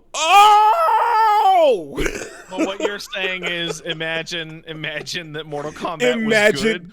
Ladies and gentlemen of the jury, imagine the game was good. Oh! This might be the most inappropriate, disgusting joke you have ever made. This is the worst. This is the worst one. I can't believe it. I can't. You know, in my head, I was picturing it, and you were like, "Imagine this." And I'm like, "Yep, I follow. Yep, okay, it's all there. Game sounds terrible. Yep, it'll be a bad game. Got it." But what if though? But what if it was good this time? Oh, the flip. Damn. All right. And then someone else said, why are there so few characters from the 3D era of MK games? Which now, because they're trash. Anyone with a brain would think it would be self-evident, but the reply was, "Hey, that's something we will soon fix." Okay. So look forward to the return of Su Hao. Bull right show. He already came back. Fuck off, really? Cobra and Kai. There's actually a Cobra and a Kai character, mind you. There's literally a Su Hao fucking sucks the worst. And Mavado and Onaga. Yeah. Onaga's okay. And Taven. Onaga's okay. Sure. Dragon King. Taven is not okay. It all comes back to Onaga. And For me, Serena it comes back to Su Hao as like the absolute most fucking brain dead, awful fucking fighting game. Just terrible. Just awful. Don't forget Serena. Or God. Who the fuck is Serena? Not Chameleon. Chameleon's another one. Kira? Wasn't there just a girl just called Kira? Yeah, she's red. She was supposed to be Kano. Just nothing. She's a discount Kano with tits. Yeah. So there you go. Man. You know, Serena. Are you talking about the vampire lady? Yeah, the demon girl. Oh, she's got she's got the thing that looks like she might be like Sindel, but she's not Sindel.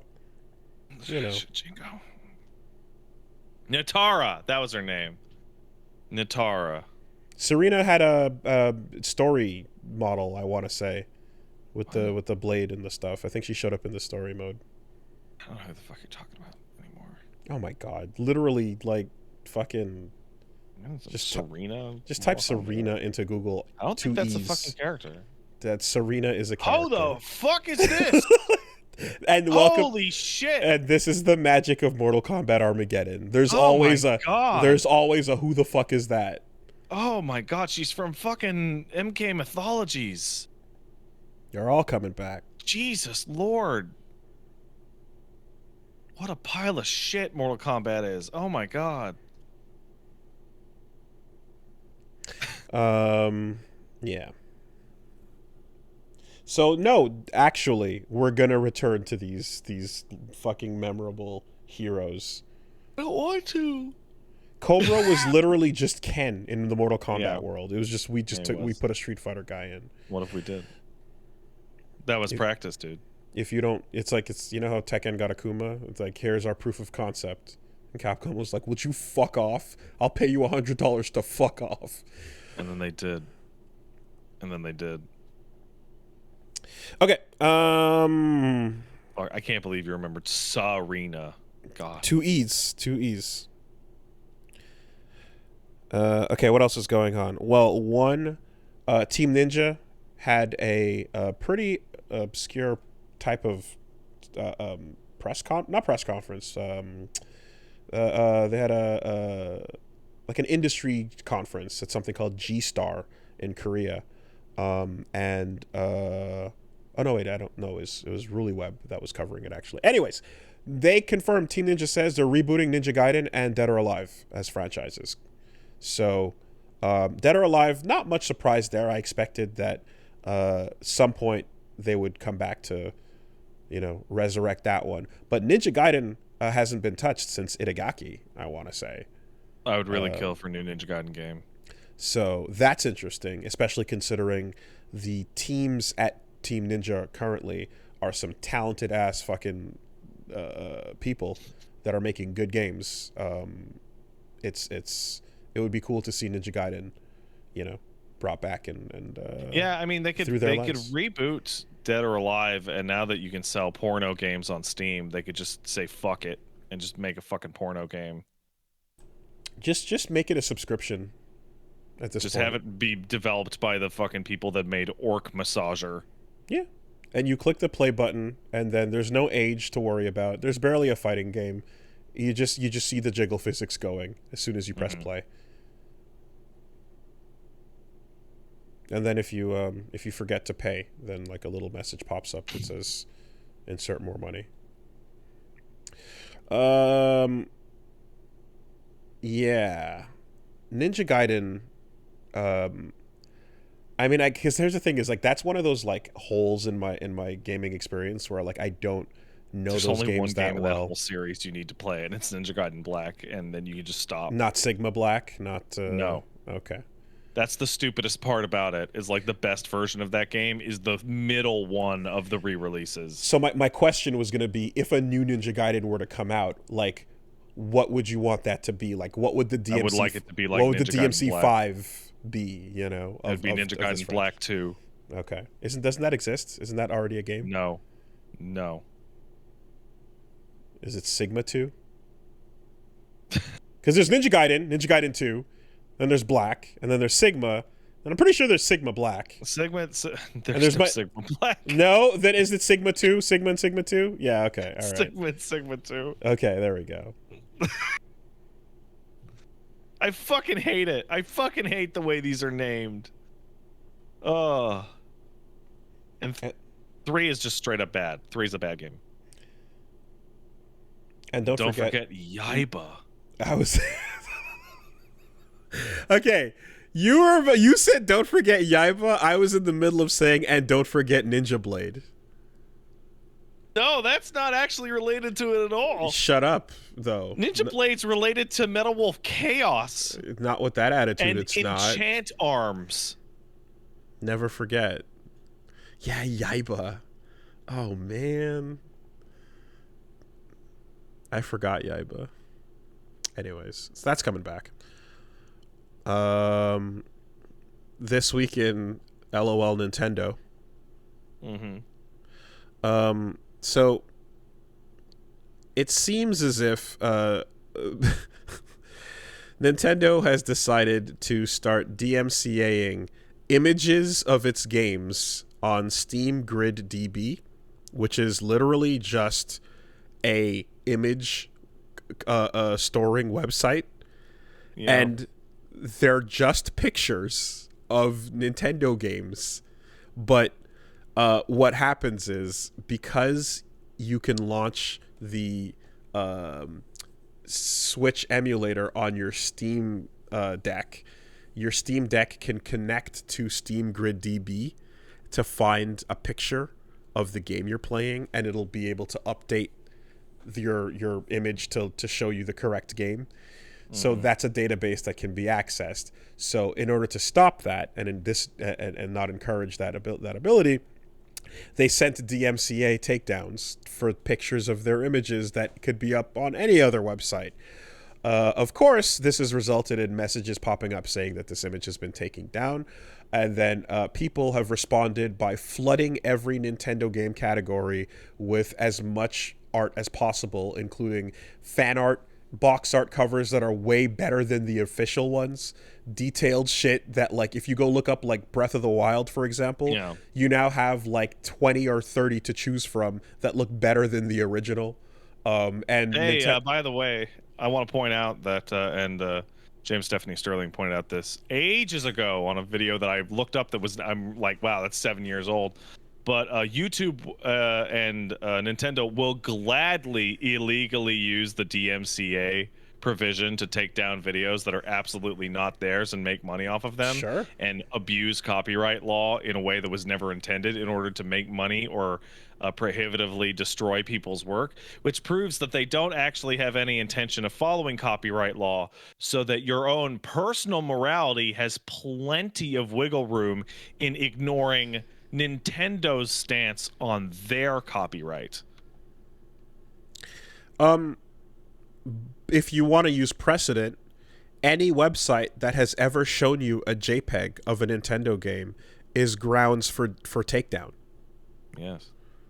Even though that's obviously fair use, and the person making that DMC takedown knows it's fair use, but is doing so as a punitive measure, which is an illegal use of the DMCA system.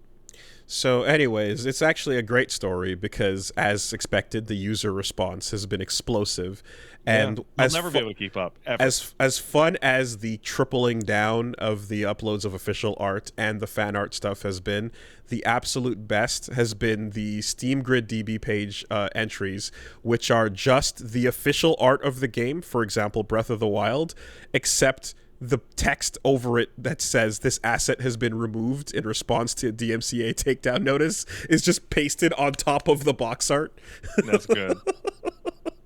So I was recently reminded. You remember Game Genie? Yeah. So you remember that Nintendo sued Game Genie? Yeah. I think I remember hearing about something like that. Yeah. Nintendo sued Game Genie back when Game Genie came out. And they were like, you motherfuckers, you're illegally handling our fucking video games, blah, blah, blah. That's bullshit. And they sued them. And they got an injunction to stop sales of Game Genie for the Nintendo at the time. So you couldn't sell Game Genie for Nintendo for a year. It was legally blocked. And then Nintendo fucking lost that lawsuit super hard. Because the legal argument was that it is equivalent to selling something that lets you skip pages in a book. And then they had to pay Game Genie for a year of lost sales. And I want to say there was also that was around the time that I don't know if it was that case specifically, but one of the conclusions was like, it's your game, you purchased it, right? And that the whole backup thing came around a similar time as well, where like if you can make backups of something you own, it's based on your purchase, you know. If you want to freely manipulate, you know, your shit or whatever, it's yours. But yeah, with the way Nintendo abuses their copyright, I mean, I'm not going to judge you no matter what you do with Nintendo's copyright. I wouldn't roll my eyes at you or judge you. Yeah, but I also kind of like, I don't know, I'm almost just like, yeah, but let them continue to just drown in the Streisand effect, because it's great every time. I think my favorite part of this is that Nintendo. You remember when Nintendo wanted to come down on YouTube and out Let's Plays and all that, and then that didn't work. And you mean currently? Okay, but let me get there. Remember when they wanted to have that fucking system that you would sign up and do all that stupid bullshit, and they would take your and you remember how like they couldn't handle it, how like they could never ever keep up with the amount of Nintendo shit that was actually being requested to be cleared, and then they just gave up and went back to fucking content ID claiming shit. But like then they would strike stuff back in the day, rarely, but they gave up on that too because like they can't like like there's no amount of people you could hire that could possibly keep up. But like the thing is, to me, is as insane as that is, like I'm always thinking that their plan B is just the Johnny's Judgment Eyes level of cut Mario out of the photo and put a gray block there instead. Like I feel like that's plan B in the emergency boardroom meeting they're having, and they're like, okay, fun now, get ready for the fucking movie to come out. Oh, they're gonna have fun then. Oh man. Oh, dude, people are gonna get to work. Stop posting clips of the Mario movie. We're gonna kill you and your dog. I mean, that might be on the publisher and like No, I don't know. I don't know who that'll be on, but yeah, that could get rough. People are gonna start modding movie Mario into everything. Chris Pratt voice into everything. You know, the source code Mario 64 is absolutely gonna get updated. Oh yeah, with Chris Pratt voice. Mm-hmm. And more importantly, everyone else voice. Okay. And speaking of movies, last but not least, they're bad. Don't watch them. Well, it just felt good to say. Streets of Rage has been tapped for adaptation. Oh, who cares? It's not going to come out. Being written by the John Wick writer. Fucking don't believe that. Don't believe it in a second. Okay, I would believe it if it were a Netflix thing almost, but like a cinematic Streets of Rage thing sounds bullshit. Streets of Rage has no fucking plot. It has nothing. Well, not just. Well, you can invent all of that. That's not the point. Yeah, sure, but like, whatever. It's fucking 58 years old. Yeah, I'm like, the brand doesn't have the power to get people to go to the theater. I'm fucking nothing. This sounds straight to DVD or straight to Netflix would make way more sense here. Very surprised to hear that, but maybe it's just because the John Wick dude wants specifically to work on that brand. I don't know, but weird one. There's nothing there. Isn't the fucking boss Mr. X, for fuck's sake? I mean, you can just imagine it in the style of any fucking 80s action movie format. Yeah, sure. But God, what was that? Add that to the next to the fucking Metal Gear movie, on the Metroid movie. Or what was that thing called again? Something Fury, where it was like the 80s like Kung Fury. Raw Fury. No, the Raw Fury is a fucking publisher. You're thinking of Kung Fury. Yeah. Kung Fury, yeah, where it's like the whole thing is like just a super retro throwback or whatever. Yeah. Anyway, all right. That's stupid. Yeah. That's fucking stupid lies. Anyway, my advice to Mr. Naka is to lawyer up. Yeah. Stop talking. Or actually talk lots. Talk lots, Mr. Yuji Naka. Tell everybody about how you're such a good, smart businessman. Show the court Bal in Wonderworld. I'll go to jail forever.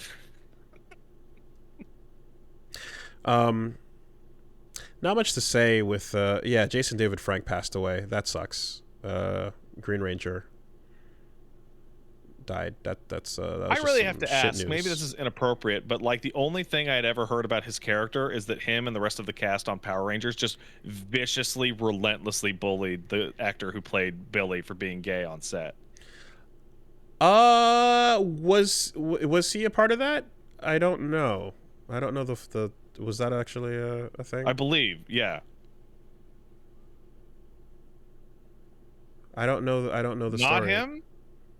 Untrue? The actors did not? Not the actors. The crew? I wish somebody had informed me prior to this, because like it's literally the only thing I'd ever heard about him personally in my life. Well, and when I brought this up on my chat, everyone said, no, yeah, absolutely, it was everybody. Crew did, Actor came out actors and did said it wasn't not. true. It was the crew, and the actors Ah. were helpful. Well, then that sucks. Man, that sucks for two reasons. One, I hate to bring this up now on news of his death, but two, I just went through most of my life thinking that guy was an asshole. I was under the impression that he did some cool motivational stuff for people and was kind of leaning into the, like Green Ranger kind of positivity thing. Is that a thing? Yeah, well, but like from what I can tell as well, like there was a couple of reboots he tried to do. He came back as a couple different Rangers and shows, and then did his own kind of movie series as that as well. He tried out MMA for a bit, didn't go too well. I want to say he lost to what's his name, Mickey Gall, I believe. But yeah, in the end, ultimately, again, just sad loss. Clearly, he was struggling, and I guess it wasn't very obvious, but that did happen.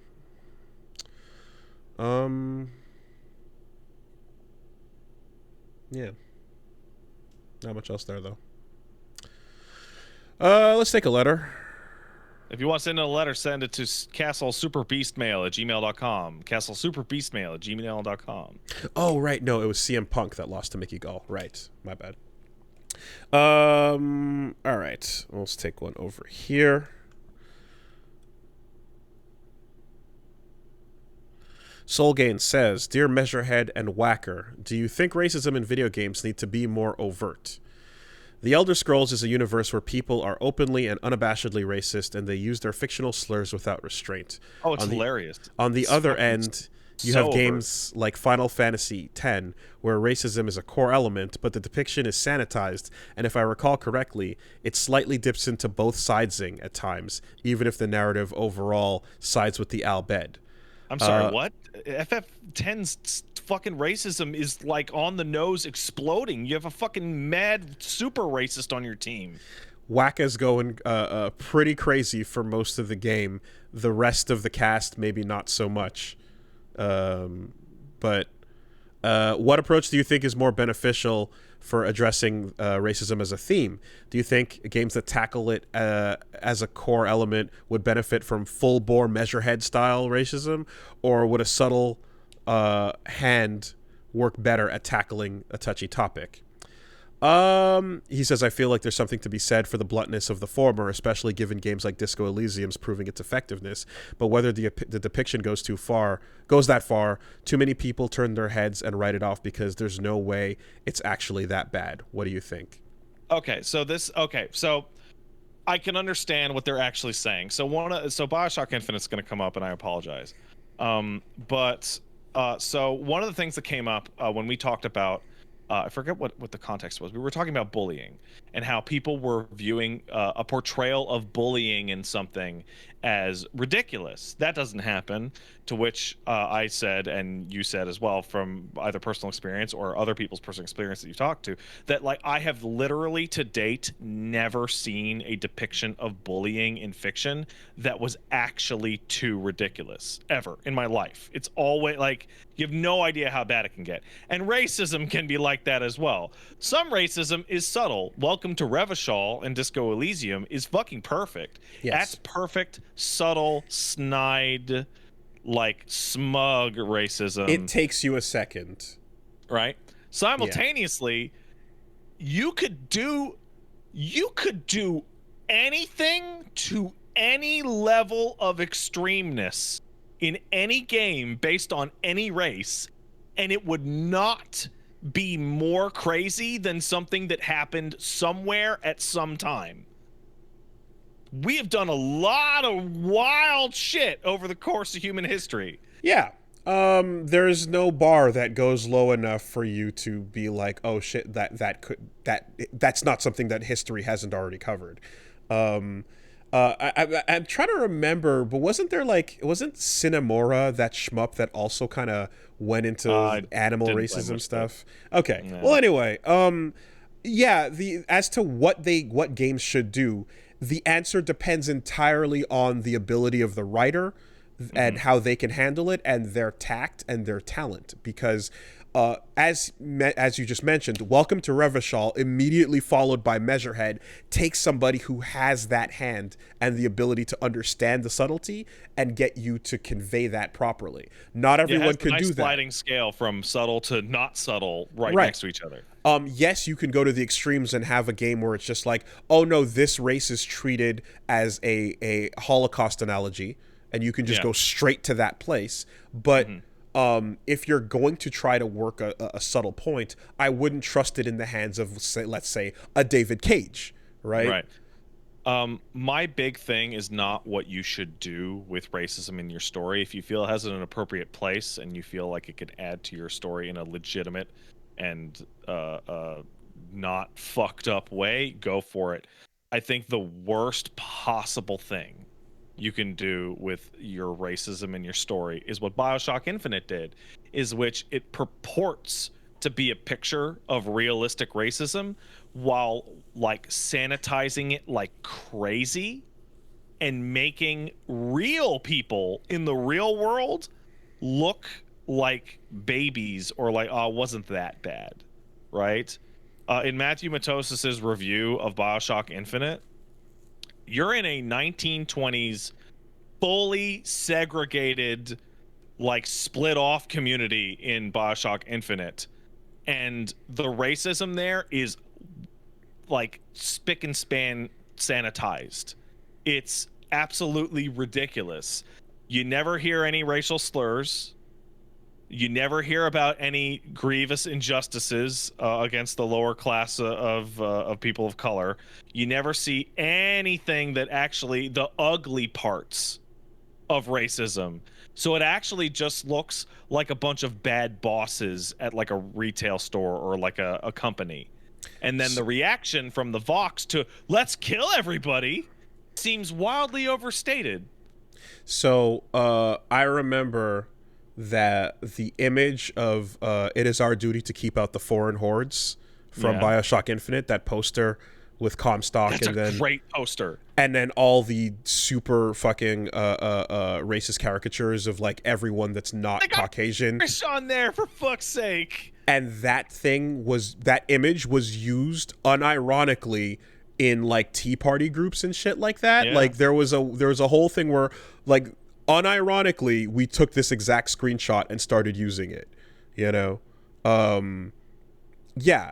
It's exactly like you can never hit as low as it's gonna be in real life. And in fact, if you go too clean, as you just mentioned, it can BioShock Infinite is snipped gross. and used. It can be snipped and used without context to exactly land the point. Like the feeling you get going through BioShock Infinite is like, why are they all just going straight to white genocide? It wasn't that bad. It's like, oh my god, come on. But yeah, I don't think, and to answer the question though, I don't think there's a hard fast rule for what a game ought to do, because you know the setting, the tone, everything is going to call for a different type of portrayal and a different type of hand if you want to handle the subject matter. Different strengths of, you know, like in some cases, again, like if Disco Elysium's examples are like, they're so like masterfully handled in a way that it's almost like there's not very many people I would trust to like land it that way. But when you're listening to the way that like the characters say words like kipped, you know what I mean? Like even the voice acting. So good because they're not real. And they're not describing real ethnic groups. But you feel it. You feel it around your throat when it comes out of their mouths. You know, like there's an absolute just disdain that comes to, and you're like, yeah, you like, that is a quality that is exceptional, and thus I would not put that on others. I would not expect them to handle it that way. The Al Bhed thing in FF10, like looking back and thinking back on that, I had to do a lot of heavy lifting with the bit with Wakka to create that kind of joke, but it was pretty much like what we were getting, you know.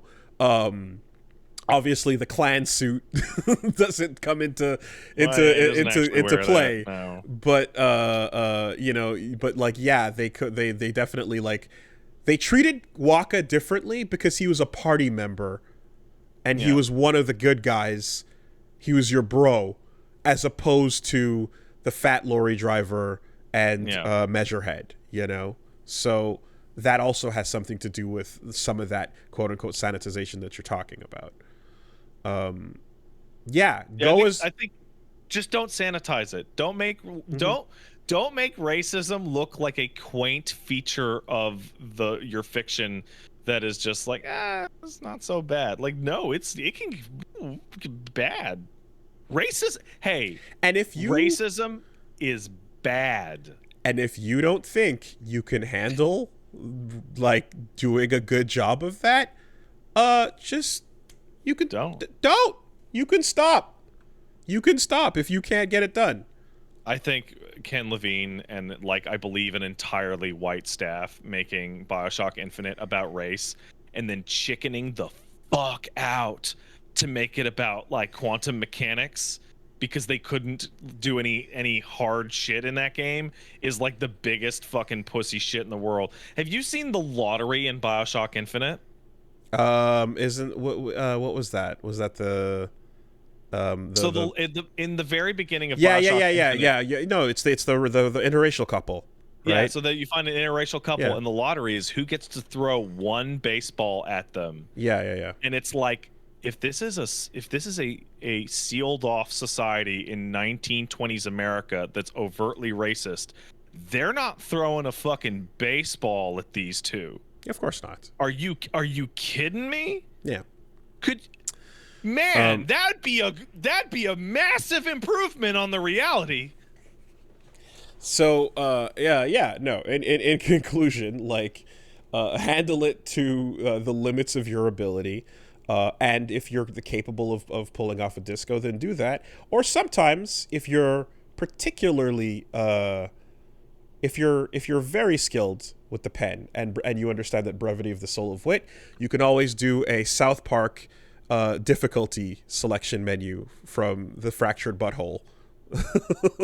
if you recall, where it's simple great. Bit in and out. That's good stuff. Simple bit in and out, nails it. Perfect. You know. But if you're a fucking hack and you know, don't. Anyways. If you don't know what you're doing, maybe don't. Skyrim's a weird example though, because playing that game, you actually encounter wildly varying amounts of racism for your character depending which one you pick.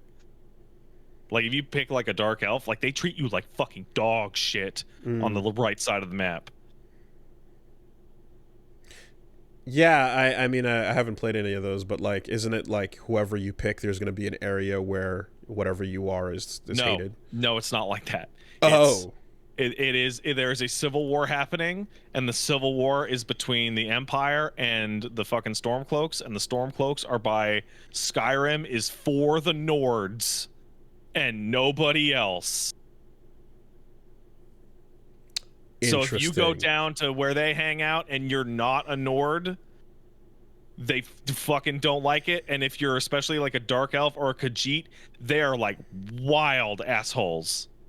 And you can still work for them, but they're this fucking interesting, fucking nuts. Yeah. Let's see what comes of that photo of Kojima hanging out with Jordan Peele. Let's see if any projects come to fruition in that account. That seems like it would be good. That could be maybe interesting. Jordan Peele can teach Kojima how to make a movie. Yeah. All right. Leave it there. All right. Yeah, everybody have a good week. Bye.